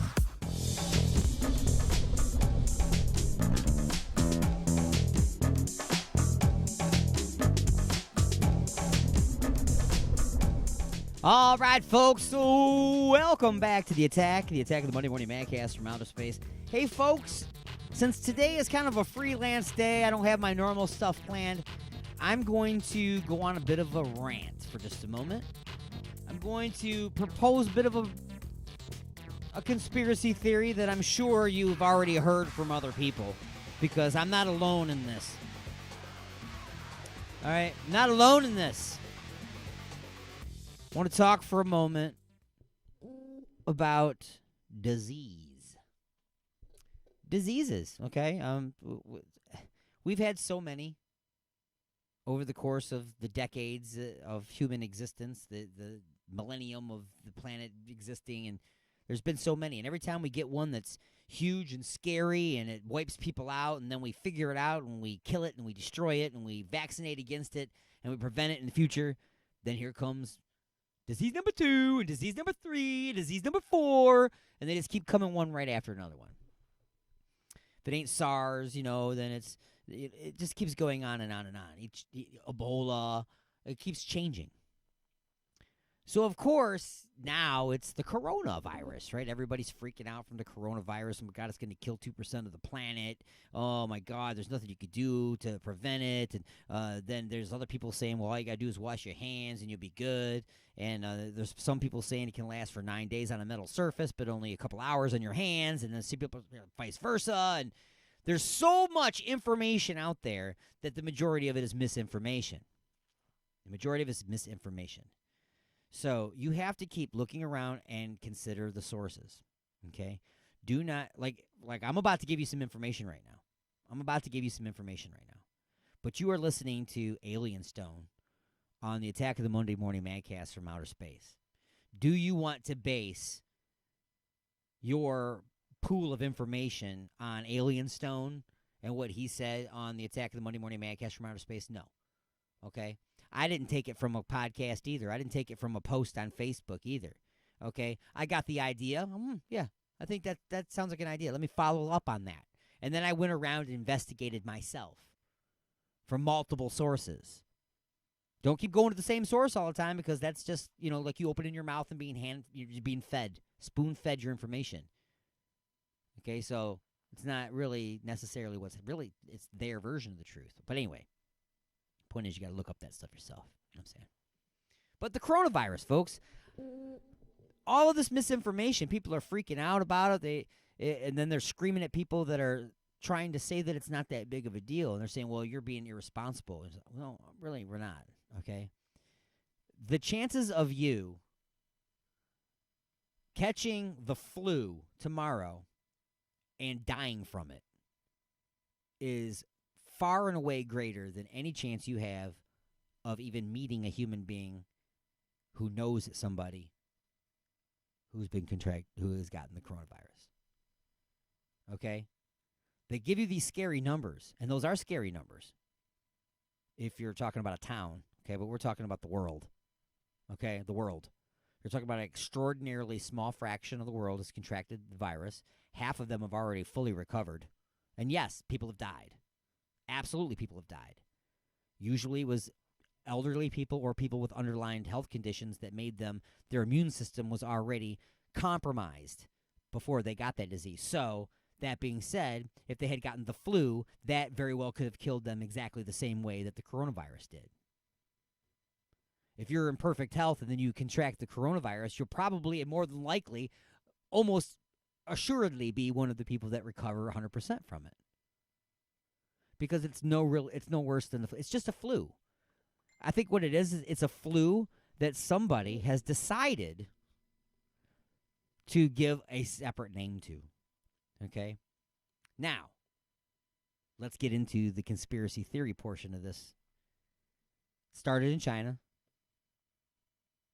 China likes to dabble with genetics and diseases and stuff.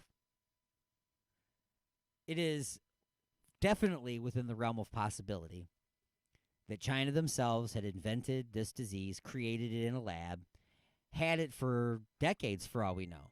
Could have had it for decades. Did they release it as population control? That's one theory. But why would they start it on their own people? Well, because they're extremely overpopulated in China.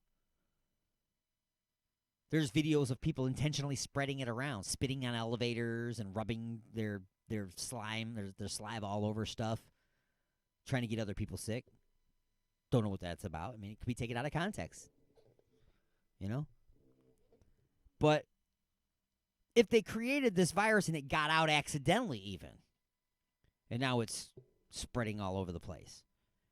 They had it decades ago, in my opinion. If they did in fact make this, and maybe not decades, they've had it for a while regardless. And I do believe that a vaccine and an whatever you want to call it, has already been invented as well. Because what's the first thing you do when you're developing a deadly disease is you want to make sure that you have a way to get away from it as well.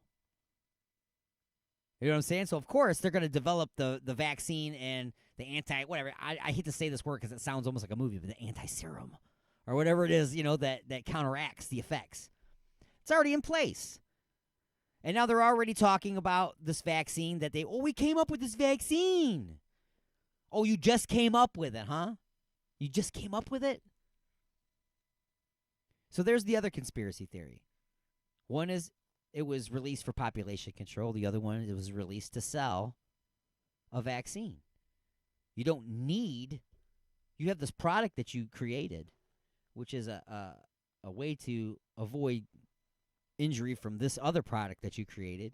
But this product that you created is a weapon, and you haven't found anybody to attack with it yet. So why don't we release it a little bit and get everybody scared? And now we got this product that we can sell. It's a conspiracy theory, absolutely. And here's the funny part is I wrote a script a long time ago called Super Zombies, Long Live the Dead Part 2, where the zombie virus had been eradicated, and 30 years later, the FCC simulated the virus again to test it to come up with a new vaccine. But the makers of the old vaccine steal the virus and release it because nobody was getting the vaccine anymore because the virus had been wiped out. So they released the virus to reinfect people to get everybody to repurchase all the vaccine that they own the patents to and sell.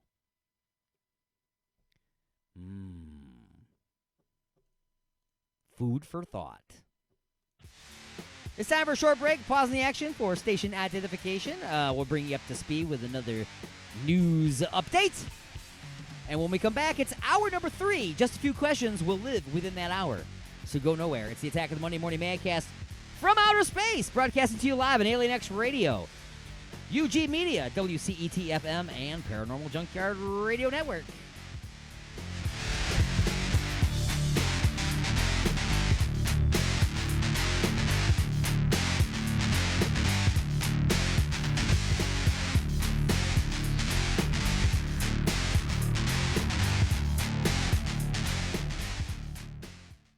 The Prime Minister of Sudan survives an assassination attempt, an explosion going off near Abdallah Hamdok's convoy in Sudan's capital, Khartoum. 3 vehicles are damaged. Nobody's claimed responsibility for the attack. Sudanese state TV reports the Prime Minister was taken to a safe place. He was put in charge in August after pro-democracy protests forced the military to remove President Omar al-Bashir. A young boy innocently waiting to a debate armed guards at school. Securing America. Kindergartner Easton Blocker, who goes to school in Jacksonville, Arkansas, recently took part in Dress as Your Favorite Person Day, so he put on a uniform like Officer Jeffrey Cross, his school's security guard. Easton's mom says he's been fascinated by Cross since the start and tells her Officer Cross keeps us safe from bad guys. As for Officer Cross, he says it makes him appreciate his job more. The Jacksonville North Pulaski School District is the first in the state to have an armed guard in every school. In Washington, Rachel Sutherland, Fox News. A decision by the federal government to ban a drastic form of medical treatment. This is House Call for Health. Electric shock therapy has a checkered history. Small amounts of electrical stimulation has proven effective and safe for a number of reasons, including to help people quit smoking. But there's an ugly past of shock treatments at psychiatric institutions. That practice had not entirely disappeared until last week. The Food and Drug Administration making a move patient advocates have wanted for years, banning the use of electrical shock devices on patients with mental disabilities. Only one facility has still been using them in the U.S., a residential school in Massachusetts. For more health news, go to foxnewshealth.com. House Call for Health. I'm Lisa Brady, Fox News. President Trump today meets with supporters and members of a fundraising committee in Longwood, Florida, before heading back to the White House this afternoon. He spent the weekend at his Mar-a-Lago resort. I'm Chris Foster. This is Fox News.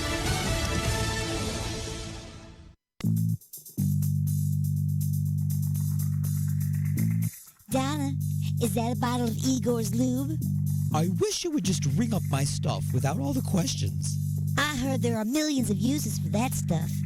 I only have one. Have you ever tried playing a naked game of Twister all covered in this stuff?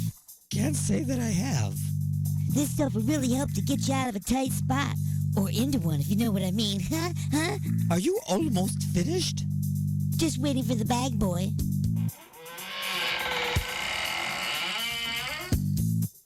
Igor? And don't forget that my lube comes in 1 ounce, 5 ounce, 1 pint, and 1 gallon sizes, so you can feel free to try out that naked twister thing. Uh-huh. Now see, I told you. Igor's Lube. Get some today and get some tomorrow.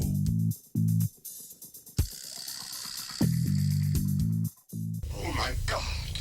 What have I done? What have I done? Look at the turning wheel. The Alignment, the latest CD from the Creeping Chaos, featuring Dead in the Water. Dead in the water. Beg for mercy and Under the Blade. We live our lives under a blade. Available now at iTunes, CD Baby, and Rock of Ages in Garden City. Had a skinny skin tone watch you couldn't hardly see unless you looked really hard. Lost it. Had a black patent leather gold face watch with my name etched into it and a diamond. Broke it.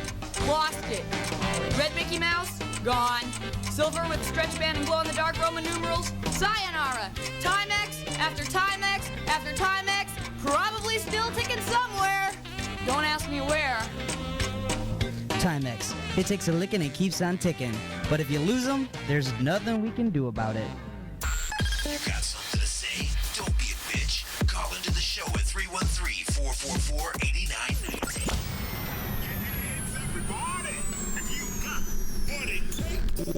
Or you can jump in the chat room at alienxradio.com. Broadcasting from beyond planet chaos directly into your Vajir holes. It's the attack of the Monday Morning Madcast from outer space. Come on. The views and opinions expressed in the following show do not necessarily represent those of this station or its sponsors. Give me some static! You got something to say? Don't be a bitch. Call into the show at 313-444-8919. You have been beamed aboard and are now inside the mothership For the attack of the Monday Morning Madcast from outer space. When's the last time you had a good time? Broadcasting from beyond planet chaos directly into your Vajir holes. Am I the meanest? Alien Stone. Am I the prettiest? Alien Stone. Am I the baddest mofo low down around this time? Alien Stone. But who am I? Alien Stone. Who am I? Alien Stone. I can't hear you. Alien Stone. The Shogun of Harlem.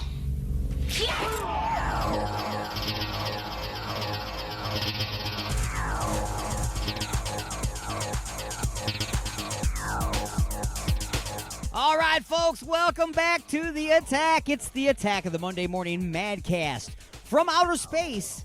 And hey, guys, we got a brand new affiliate that we just jumped on here for the third hour. Brand spanking new. I would like to welcome all of the listeners that are listening to the show now that have just been beamed aboard the mothership on Lime City Radio. The Lime City Radio Network, folks, have asked the mothership to do a flyby. So here we are, all up in your face from outer space. Our phone number is 313-444-8919. Again, that's 1-313-444-8919. Or you can jump in the chat room at alienxradio.com. Once again, we are broadcasting live on alienxradio.com. UG Media, WCET-FM, the Paranormal Junkyard Radio Network, and now Lime City Radio as well. Welcome, everybody, to the show. Welcome to the show. No, I promise I won't sing anymore. I won't sing anymore. So anyway, coming up on this hour, we got, of course, another news update for you, as well as Just a Few Questions, a classic episode of Just a Few Questions. I'm going to be going back to, what am I going to be going back to? February 3rd of 2019. February 3rd of 2019. You know what? Maybe I'm going to play that one now, just to get it, make sure that we get that one in. Because over the years of me doing Just a Few Questions, I got to know D-Unit, and D-Unit got to understand me and what my purposes are when I do Just a Few Questions. So I put him on the spot of being me. I basically asked him to answer a bunch of questions as though he had to fill in for me and be Alien Stone for a day. So without further delay, let's go ahead and get to Just a Few Questions from February 3rd, 2019. It says, can D-Unit be Alien Stone? Well, we'll find out, won't we? For Just a Few Questions from inside the mothership on the Attack of the Monday Morning Madcast from outer space.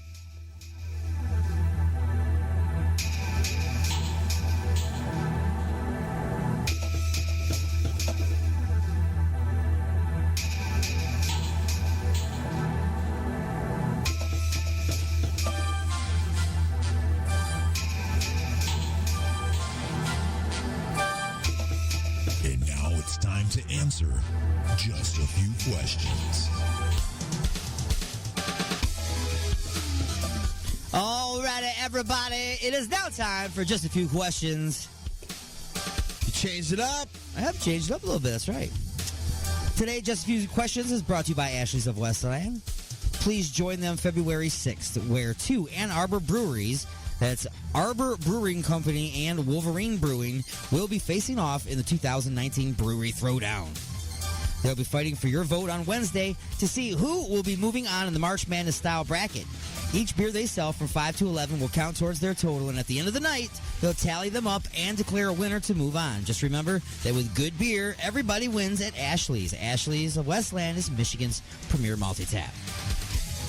With that being said, question number one. Question number one. Oh, wow. That's right. See, I'm so thrown off today. Question number one. Question number one. Bring it. At some point in the future, Alien Stone will be sick. He will eventually not be able to fulfill all his duties on the mothership. In times like these, he will have to call upon his crew for assistance with some of his show's weekly tasks. You, being the co-pilot and co-host of the show, puts you in the most likely position to help the most.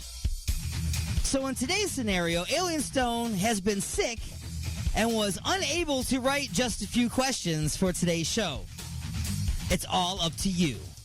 So before you begin, how can you best get in the mindset of Alien Stone?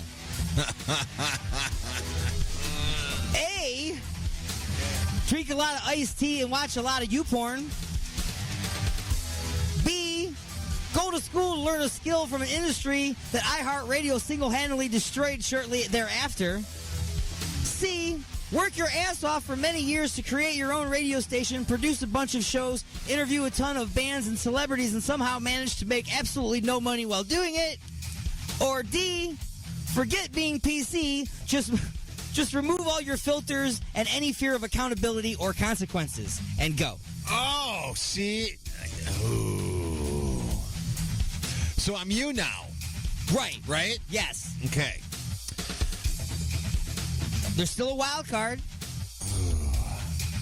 There's a wild card per question. And then there is a make up your own answer for the entire Just a Few Questions. I want to go with the wild card on this one. All four of those are good. Yeah. Okay. You know, and then if the wild card wasn't available, I would have probably picked D. Okay. However, I want to hear the wild card. The wild card I'm going answer. wild card for 1,000, Alex. All right, the wild card answer is you just write questions that no one would ever want to ask their mother. That's about it, too. That's true. You would never want to talk to your mother about any of these questions. None of them. Bonus question. As a test of your ability to fill in for Alien Stone, make up another wild card answer on this question right now. Oh! Well, what would you do to get into my mindset? I would go to bed real late. Okay. Have to wake up real early. Okay. Eat Burger King. Okay. Okay. And then surf animal porn and look at animal porn. Yup. And have to look at glitter on dogs' testicles because apparently that's what you like to do. Wrong. What would I do then? All of the other things. So my bonus answer should have been A, B, C, and D. So it should have been E, all the above. Right. That's what it should have been. Okay. And now it's time for Lightning Strikes. Oh, no. There's 10 things. I'm going to name them off really fast. You have to just answer really quickly. You can't think about it. Okay. All right? Thinking of Alien Stone, Burger King or Wendy's? Burger King. Fries or onion rings? Fries. Stupid! You're so stupid! YouPorn or Pornhub? Pornhub. They are both fine media outlets. Coke or Pepsi? Coke. Does this mean I'm not doing good? No, the strikes are good. Oh, okay. The strikes are good. Fart or poop stories? Poop stories. DJ for 28 years or world famous vagina portrait artist? DJ for 20 whatever years.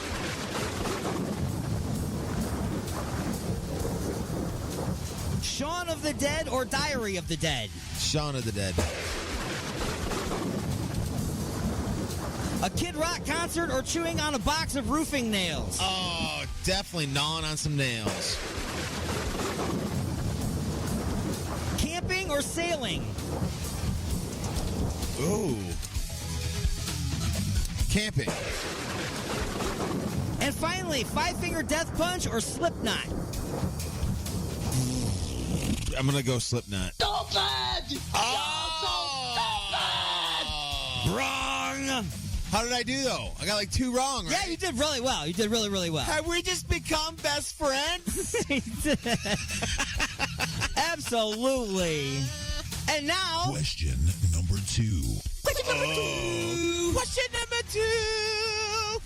So now you are at your computer and you are ready to begin writing. You stare at the blank page and realize you have to come up with a situation or story to place the questions in. Where will we go? What will we do? Let's start with a place. Where will your Just a Few Questions take place? A library filled with 80-year-old nudists and all of the books are the Kama Sutra. B, a movie theater full of spiders and snakes, and the movie showing is Blart Mall Cop. C, an abandoned haunted asylum. D, Donna's Closet on That 70s Show. And go. Again, I'm you. You're me. Definitely Donna's Closet. That's a good one. I like that one. Yes. All right. Yes. Okay. I don't know. It's a good. No, I understand. I love that show. I understand. I watch it all the way through on Netflix, and then I'll start it right back over from the beginning of the season again and watch it. I think I'm on my 4th or 5th time watching it, almost in a row. It's ridiculous. So your just a few questions will take place inside of Donna's closet Yes. on that side of the show. Yes. So the wild card answer that you passed up was inside the ass of a platypus. Oh, I'm so glad I didn't take the wild card. Yeah, that's not a good one. Bonus question. As a test of your creativity, make up a new random place right now. The inside of Jackie's closet from that 70s show. That's not great creativity, but okay. All right, I'll take it. Well, you said on the spot, too. Yeah, I did. You know? Yep. Oh, let me flip this over here to this thing here. Because if I flip over here, then I can go, Lady Strikes! Thinking of 80-year-old nudists. Oh, what is wrong with you? Long balls or long titties? Long titties. Because I'm you, right? I'm still thinking I'm you. No, you don't have to be me. This is thinking of 80-year-old nudists. Oh, but I'm not. Yeah, this is your If that opinion of was you- 80-year-old. okay. Not as me. That was me the last one. This is just damn. thinking of that category. See? You guys specify. So you're saying you would have picked balls instead? Hell no. Okay. Wrinkles or liver spots? Wrinkles. Stupid! You're so stupid! Bush or no bush? No bush. Stupid! You're They're 80 years old. They all got bush. Lumpy or stumpy? Lumpy? Gross or giggity? Gross. Knees or elbows? Elbows. Stupid! You're so stupid! Scrotums or nipples? Nipples. Just because it's a funny word. Now remember, thinking of 80-year-old nudists. Cooking fried chicken or soldering overhead? Cooking fried chicken. At least you get some meat out of that one. Golf balls or beach balls? Beach balls. Stupid! No. Oh. You were right. With teeth or without teeth? Gotta go without. Actually, it depends. If they'll have depends. And that's big question number 2. And now on to Question number 3. Question number 3! question number 3. Now you have your who, when, and where. Now you need to add the what, why, and how. What is going to happen? Why are they in this situation, and how will they deal with it? As a final test of your ability to fill in for Alien Stone, based on the choices you have made thus far, fill in these blanks. A, what will happen? What situation did you choose? You remember what situation you chose? No. Was it the library filled with the nudists, the spiders and snakes, and the abandoned asylum? I said Donna's closet. Donna's closet. Okay, so what will happen in Donna's closet? We got 3 minutes. I'll be... Dude, see, now you give me I know. I know. I like the multiple choice stuff, dude. True and false. I told you today's a weird day. I'm not doing this again. This is just a one-time So what thing. would I be doing in Donna's closet? What would be happening in Donna's closet? You're asking me the just a few questions. You're writing them for me. Oh, dude. So what will happen? I'm ready to... So I got to tell you a story. No, you what would real quick, like, what would happen? I ran into somebody, I fell down, I drank juice, I got high. Yeah. I got high in Donna's closet. You got high in Donna's closet. All right. While drinking a juice box, talking with Fez. All right, there you go. B, why will it happen? So why was I getting high, drinking a jukebox, talking with Fez? Fez in Donna's closet. Because Fez is really the person that comes up with just a few questions while you're getting Oh, so he's high. the brain behind it. Yes. Okay, so you're picking his brain. C, how will it happen? What will go down? How will this... Okay, that's what's going on in the closet. Now, what happens? You guys come up with just a few questions while...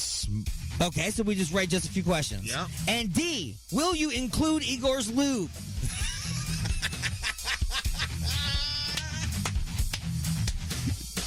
Probably yes. All right, yes. Because Igor's Lube.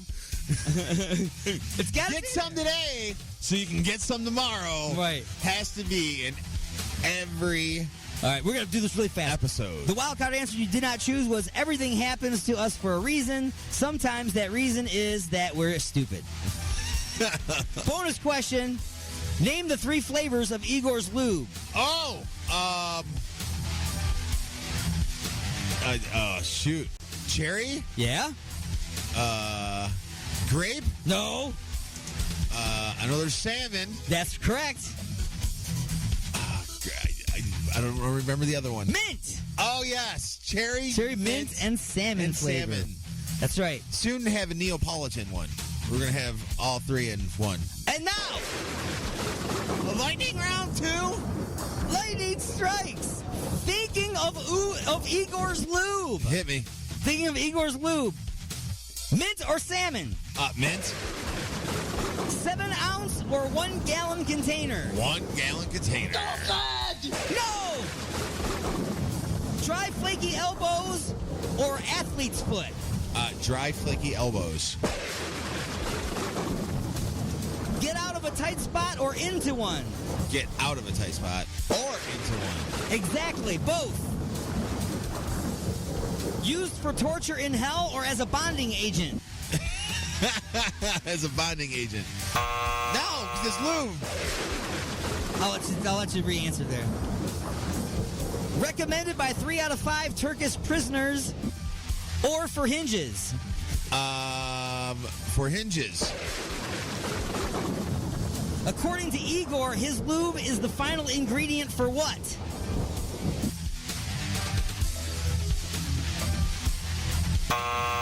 Love. It's the final ingredient for love. See, I thought it was going to be for your salad dressing, but true or false?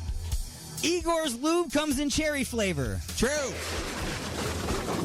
Igor's lube can elevate a game of Naked Twister. True. It can be frozen and used as ice cubes. False. Yeah. Just kidding. I mean, if you want. And that has been just a few questions.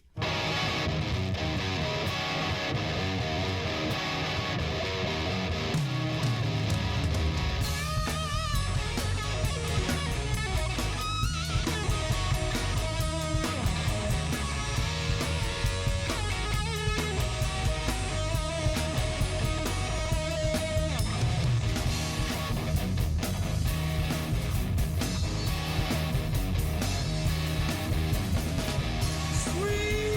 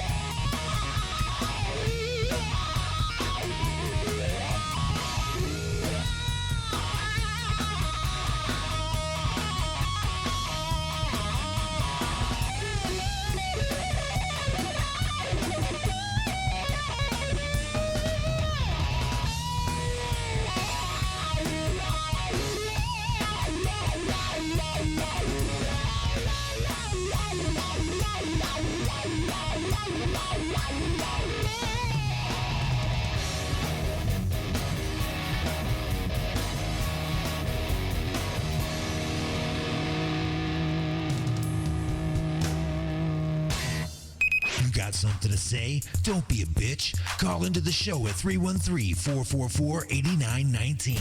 Broadcasting from beyond planet chaos directly into your Vajir holes. You have been beamed aboard and are now inside the mothership for the attack of the Monday Morning Madcast from outer space. Can you feel it? All right, just heard from a band called Dirty Mind Detroit. Great friends of the show, great friends of the station, great band, and regular fixtures at the Detroit Music Awards show. Check them out. They've been here several times in studio. They've been here for just a few questions. They've answered, which was really good. I believe they were here for the rectal mic episode. That's right. These things are called all kinds of crazy stuff. They performed on the Vinny and the Alien show, I believe. They performed for the 36 Hours of Alien Xmas. Yeah, they're just great friends to the station, great friends to the show, and a great band in the Detroit area. All kinds of great music, so check them out. Dirty Mind Detroit, the name of the band. I do want to thank them for their contribution to music and their contribution to the station. So, that all being said, we got more music for the Vajir Holes on the way, but I just want to take a moment to talk for a second about fads that revisit, fads that come back. And I don't mean something cool, like let's be honest, okay? If they came out with a Gremlin, the vehicle, again, they came out with a Gremlin, made it look just like it did back in the day, like nostalgic vehicles, certain vehicles, but fixed all the things that made them crappy, like finally put in the new technology, the good stuff, like the engine would be all up to date, it wouldn't have a carburetor, it would have fuel injection, it would have all your, Bluetooth and all that kind of stuff be in there, but from the outside would look just like a Gremlin from the 70s. People would buy that. You know what I'm saying? People would buy that. So if that was something that would come back, I can see, but people would find that to be interesting and cool. But some things don't come back like, like a comeback Cinderella story kind of thing. Some of them come back like a rash, okay? Some of them come back like, like a flare-up, man. I'm just saying. It's like, okay, I finally got rid of that rash, now it's back again. Itching and burning, and I don't like it, okay? And I'm talking about, I don't know who it is that is saying that this is coming back, but I have seen it at least 7 or 8 times now mentioned that the mullet is making a return. The mullet. For all of you that don't know what a mullet is, first off, what? You don't know what a mullet is? Okay. Well, I could see maybe some, it's been gone for a little while. The mullet's been gone for a little while. And I'm sure that people that have seen the mullet that didn't know what the mullet was just saw it and said, that guy really has a screwed up hairdo. Okay. But the mullet is referred to, of course, as business in the front and party in the back. Business in the front, party in the back. So you have a short haircut when you're looking at you from the front. Okay. Maybe there's even a part. I don't know. But you got the short haircut. But then you turn around, your hair's all long in the back. So Joe Dirt, mullet. Okay, there's lots of characters throughout the past had mullets. They're trying to say that they're making a comeback. That people are actually starting to get the mullet again, okay? Like Billy Ray Cyrus back in the day had a mullet, okay? You know why Billy Ray Cyrus today doesn't have a mullet? Because they're stupid. That's why. Because nobody likes the mullet, all right? Just like you keep hearing about the man bun. Okay, the man bun, the man bun, the man bun. Okay, the reason why the man bun was big for a little while is because we hadn't already visited the man bun and realized it was stupid. We had to go through the process of realizing it was stupid before we stopped doing it. Okay? Hey, you have a man bun. Are you a samurai warrior? No? Then lose the man bun. You look stupid. Okay? I'm sorry. But, again, remember, I'm opinionated. You tuned in for my opinions, right? Well, that's my opinion. You got a mullet, you look stupid. If you got a man bun, you look stupid. Okay? And I'm not going to say you look stupid, but if you're a man and you have 2 braids, your hair is done into 2 braids, I'm not saying you look stupid, but I am going to ask you what tribe you're from. Okay? Because, again, that's Native American. That, to me, screams Native American. Okay? Just like when I see Joe Whitebread, born and raised in Nebraska, dude, walking around with cornrows or dreadlocks. I'm like, dude, really? Really? Okay, it doesn't look... You are as white gets. Your hair's even blonde. as blonde gets, and then you're trying to... Come on, man. You got dreadlocks. I'm not buying it, dude. Oh, here we are in Nebraska, man. Stop it. Stop it. I rant sometimes.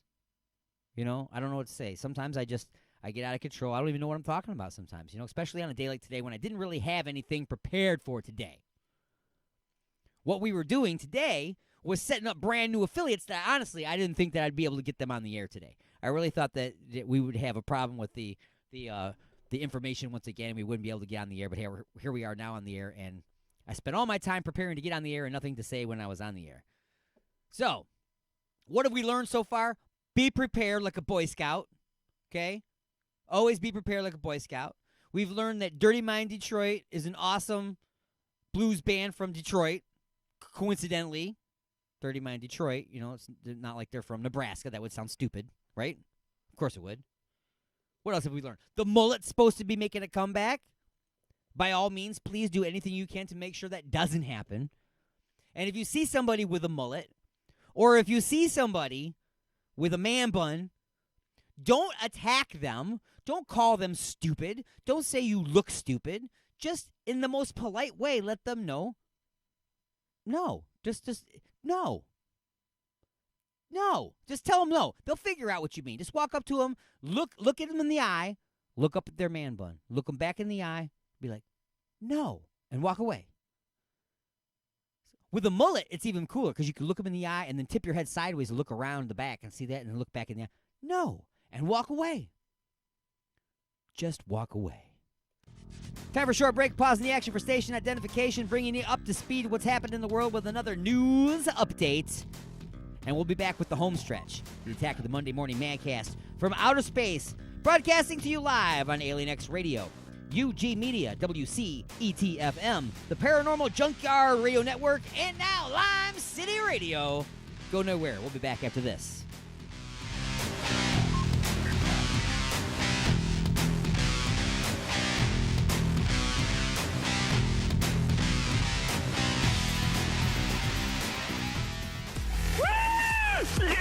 And now your weekly news update from NPR. Broadcasting directly into your brain. I've always listened to it. The Virginia legislature has passed a bill to decriminalize possession of small amounts of marijuana. From member station BPM in Richmond, Whitney Evans has more. Right now in Virginia, having small amounts of marijuana is a misdemeanor, punishable by jail time and a $500 fine. State lawmakers approved a bill that would remove the possibility of jail time and make it a $25 fine. The bill was driven by Democrats who took control of the legislature in November. Republican Senator Ryan McDougal criticized the measure. He pointed out that when it passes, juveniles in Virginia will face harsher penalties for having alcohol or cigarettes than marijuana.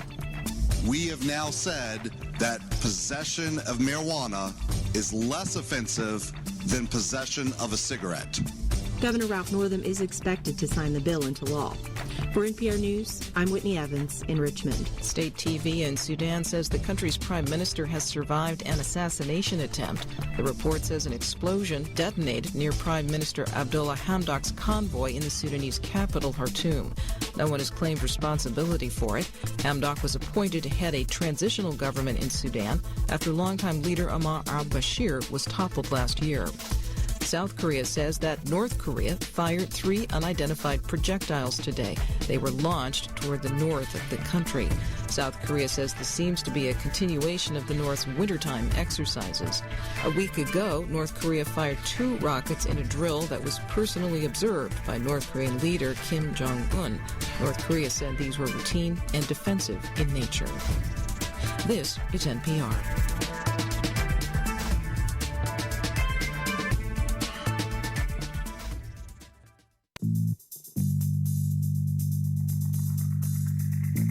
Me and my lady want to get busy tonight. What do you recommend? Igor's Lube. I got my fist stuck in a gravy boat. Any ideas on how I can get it out? Igor's Lube. The hinges on my cabinet doors are squeaky. What should I use? Igor's Lube. I got dry, flaky elbows. Igor's Lube. Okay, but what if I'm being held hostage by a supervillain in an underground lair with a ticking time bomb and only seconds left until detonation? What would save me then, huh? Igor's Lube. That's right. Everything is smoother with Igor's Lube. Igor's Lube. Get some today and get some tomorrow. Employment, family, love, and relationships. What does your future hold for you? We'll call the only psychic line that employs real psychics. Not phonies. I mean people who really can see your future. The Intergalactic Psychic Family has all the answers. They have a complete staff of intergalactic aliens who have psychic and telepathic powers. Put your mind at ease. Call today and receive an autographed picture of Bill Clinton shaking hands with Kronk, the Intergalactic Psychic Family's president. And remember, he's not only the ISF president, he's also a client.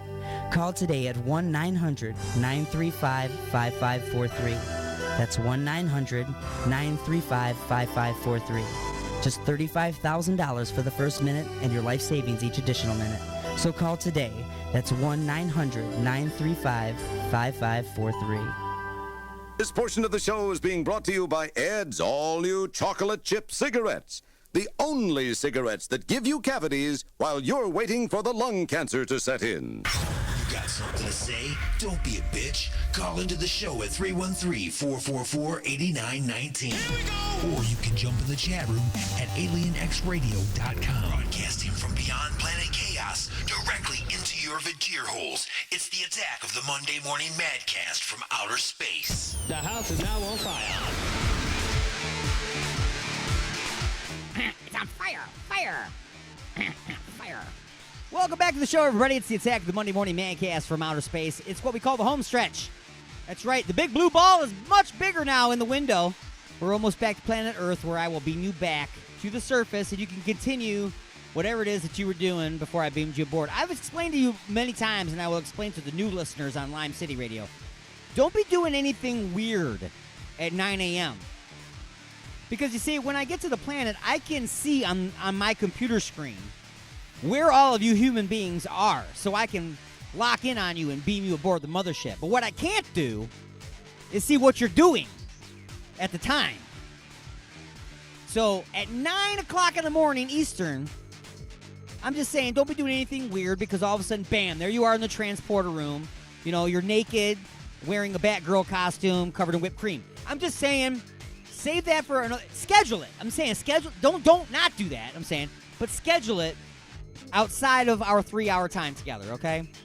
Unless, of course, you want to just bring all the supplies, arrive, and then, you know, a lot of stuff happens on the mothership, but only consensual, okay? So just don't show up like that, right?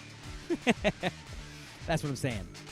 So, anyway, we are in the home stretch. Of course, we'll put some more music into your vajir holes before we get out of here. And I think I'm going to play another Just a Few Questions for you as well, from the past. As we, maybe I'll play the, let's see, no, I don't want to throw the St. Patty's Day episode at you, because we'll actually have a St. Patty's Day special coming up next week.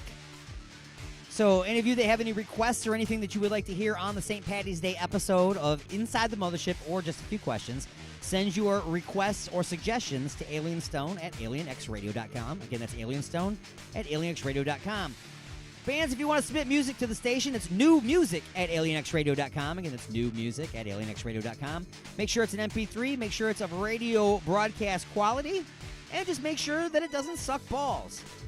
If you meet all those criteria, I'm sure that you will hear your songs played on an episode very, very soon. So, that being said, let's go ahead and go to one of these fantastic songs that have been actually submitted to the station. You know, all of these songs that I have an amazing pool of songs. A good friend of mine, Charles Richardson, from the Charles Richardson Show, he recently, well, not recently, but actually quite a while ago, he got a nice big chunk of music that I gave him of all these great bands. So if you listen to his show, which is broadcast on my station as well as on Lime City Radio, he has a great variety of music as well that he plays from my same library. So anyway, let's go ahead and get to some of that. How about a band that was like one of the first bands that ever came into the studio? We had an old studio. It was very small. And this band came in.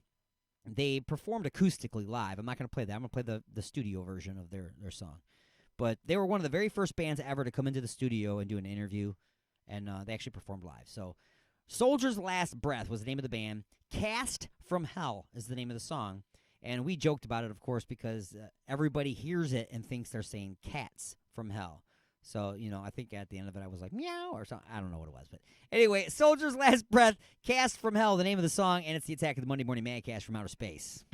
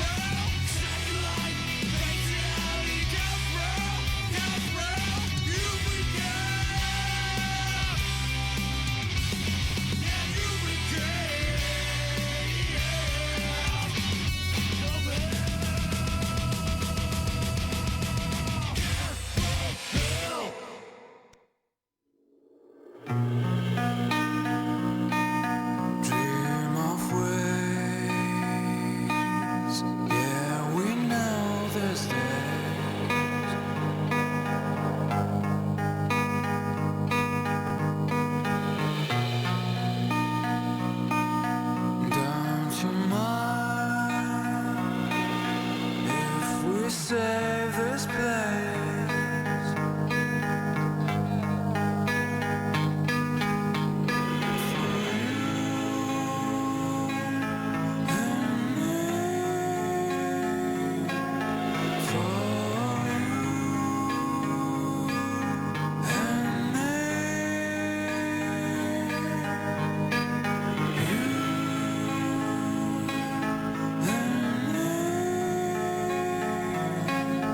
For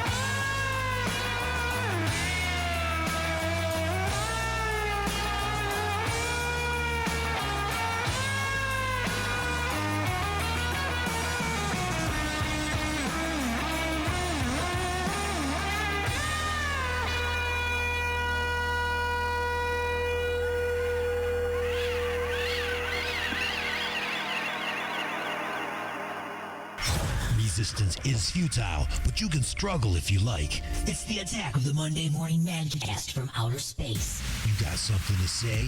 Say it, bucko. Call into the show live at 313-444-8919. Again, that number is 313-444-8919. All right, everybody, welcome back to The Attack. We are way into the home stretch now. I do want to hit you with one more set of just a few questions before we get out of here today.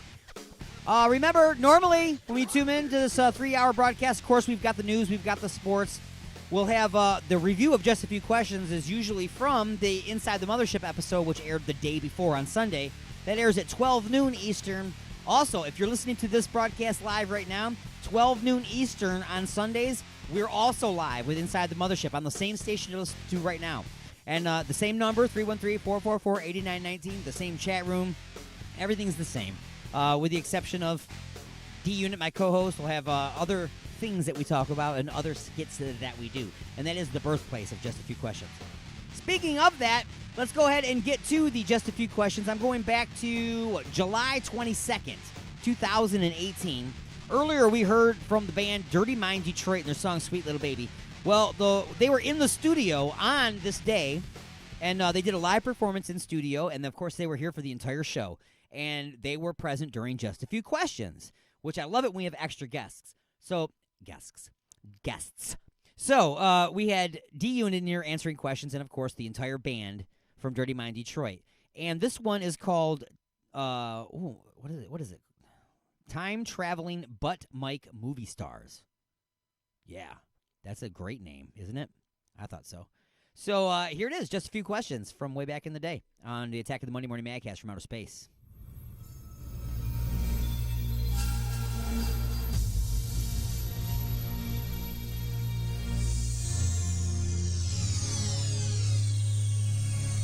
Just a few questions. It's time for Just a Few Questions. All right, let's check out, see how kind of week the alien had. All right. So we do this every week. I come up with just a few questions. This is nothing serious. Nope. One's just one, though. One is one. Two's a couple. Two's a couple. Three is a few. And a crowd. And then all the rest are a gaggle, a bunch, a plethora. Several. Let me ask you something. It's a good one. So, let's go ahead and get this thing underway with Dirty Mind Detroit in studio. Question number one. Question number one. After hiring a new agent, your band has been booked as an opening act at the original Woodstock. Obviously, your only mode of transportation is time travel. After hunting down a used time machine on Craigslist, you and the band climb aboard and do what?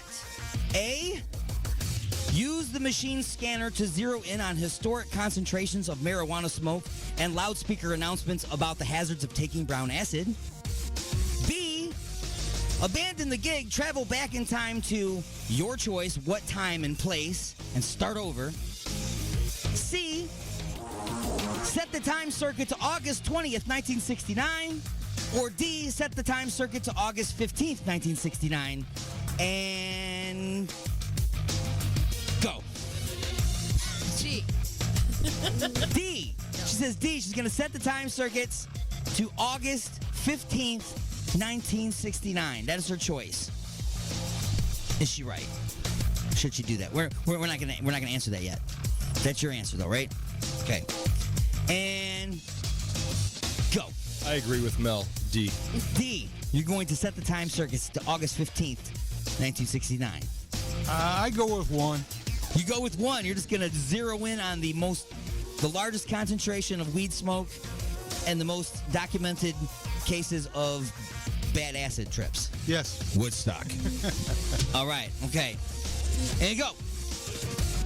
2. He's going to abandon the gig and go back to what time and place to start over? 1957. He wants to see Gene Krupa play. It was a plan for Chevy. Yeah, I want to say it's a great Chevy. And go. Which one? Deployment? The 20th. You say that you would set the time circuit to go to August 20th, 1969? Okay, that's your answer. And D, I'm going with the first one, cuz. Zeroing in on the marijuana smoke and acid. Freaking lootly. All right. Well, the people that were going to successfully make it to the show are the ones zeroing in on the concentration of the marijuana smoke, and the ones that went there on August 15th, 1969, because if you got there on August 20th, you would just be there in a big pile of garbage and stuff after the show was over. A couple stragglers. Because the show was over. Hey, man, got any spare change? Then you would just hear all the stories about the brown acid. We're here, but they were still laying around. All right, so question number 2. Question number 2. After becoming the first band to figure out how to record an album in Braille. Everybody's like, wait, what?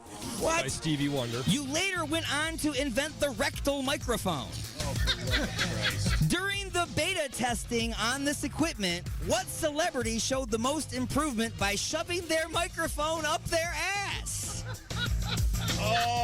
Was it A, Eminem, B, Madonna, C, Robert De Niro, or D, other, and you get to say who. And go. D, other, Justin Bieber. Justin Bieber! Who's that show? There's still wrong answer. Definitely Robert De Niro. Robert De Niro. All right. The guy who sang on Hollywood Nights, the movie. He sang Valari. Oh, yeah. Oh,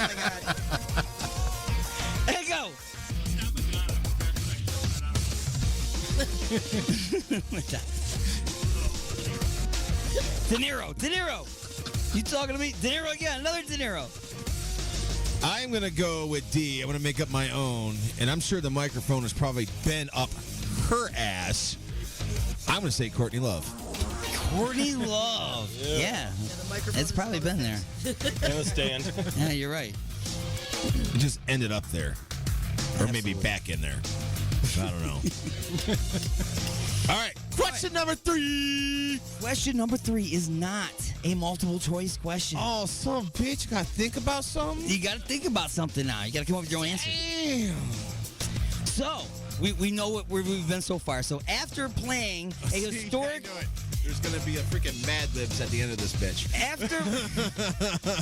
After playing a historic show at Woodstock, bringing music to blind people all over the world, and inventing the Robert De Niro Burrow SM58 rectal microphone, a Lifetime movie is being made about the band. Who would you like to play you in the film?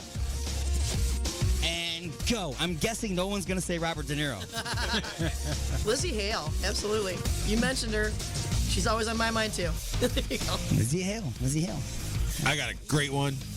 Jack Black, baby. Jack Black. Freaking A-right, baby. Good I don't care how many millions you got to pay him. He can play me.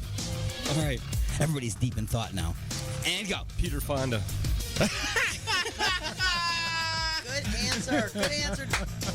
Wow. Hell yeah. And go. Jimi Hendrix. Jimi Hendrix. To play you. Right. All right. Take a hell of an agent to get him working again. I know, right? Well, we already established that you can get a time machine on Craigslist. So. And a tanning bed. And we already know how to zone into Woodstock. And go. Buddy Rich. Such the drummer. Come on, Bob. Who's going to play you, Bob? What about Chong's going to play Bob? Jimmy Page. You want Jimmy Page to play you? Yeah. All right. Well, Jimmy Page. I want to hear your answers on I don't have to answer no questions. I know, man, which sucks. I don't know. Is there a question number 4? You know who would not be is Johnny Depp. Would not be Johnny Depp. Would not be Johnny Depp. He would not be allowed anywhere in the project. I don't understand what you got against Johnny Depp, dude. I don't understand what you don't have against him. He's a hell of a guitar player. All right. You know? Well, everybody, that has been just a few questions. Thanks for playing along. See, I told you it'd be fun.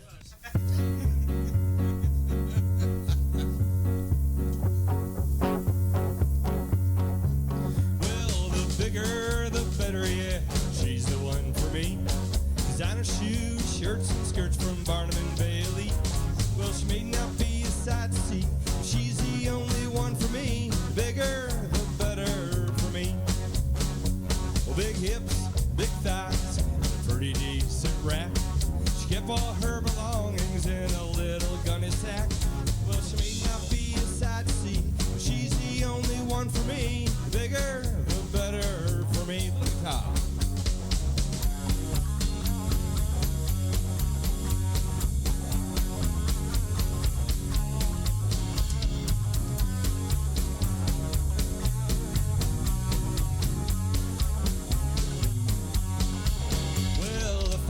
Took a liking to those hairs up in her chin. She asked if she should plug them out. I said, no, just leave them in. Cause you may not be a sight to see, but you're the only one for me. The bigger, the better for me. Well, the bigger, the better, yeah. She's the one for me. Designer shoes, shirts, and skirts from Barnum and Bailey. Well, she may not be a sight to see, but she's the only one for me. The bigger, the better for me.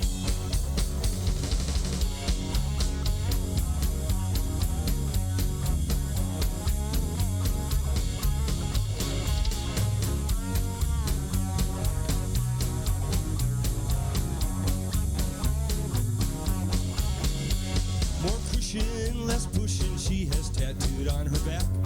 She's got them gosh dang ankles stretched right up to her neck.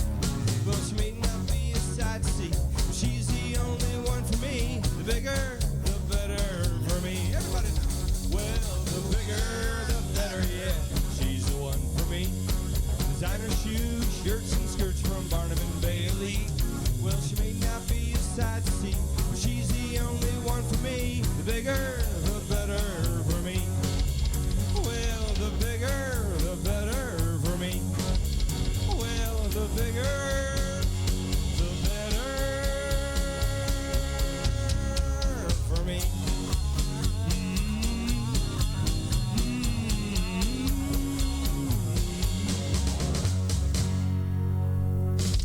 Yeah, Dirty Mind Detroit, the bigger the better for me. That was when they were live in studio a couple years ago, actually. That's one of my favorite recordings from them. It's freaking awesome. And, of course, they were featured in the Just a Few Questions just before that. If you'd like to be a guest on the show, by all means, drop me an email at alienstone@alienxradio.com. If you're in a band, if you're a tattoo artist, if you're a singer, if you're a painter, whatever it is, if whatever it is that you have, if you wrote a book, if you're an investigative reporter, if you have some kind of conspiracy theory, whatever it is, contact me by sending an email to alienstone@alienxradio.com, and we'll work on getting you a segment on the show. We do interviews all the time. Today we didn't hear one, but, today was special.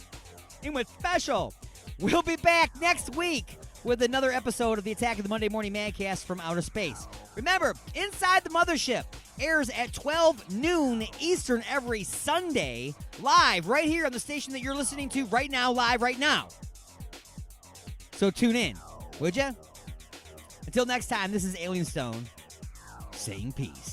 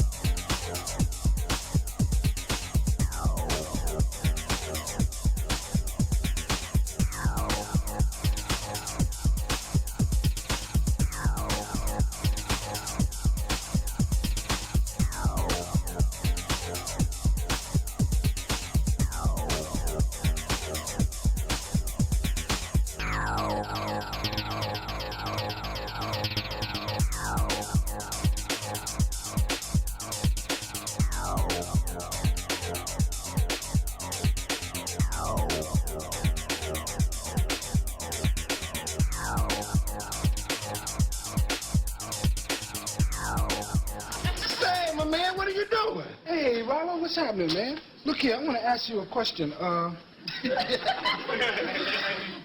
Does that look like wild parsley to you? You mean that marijuana?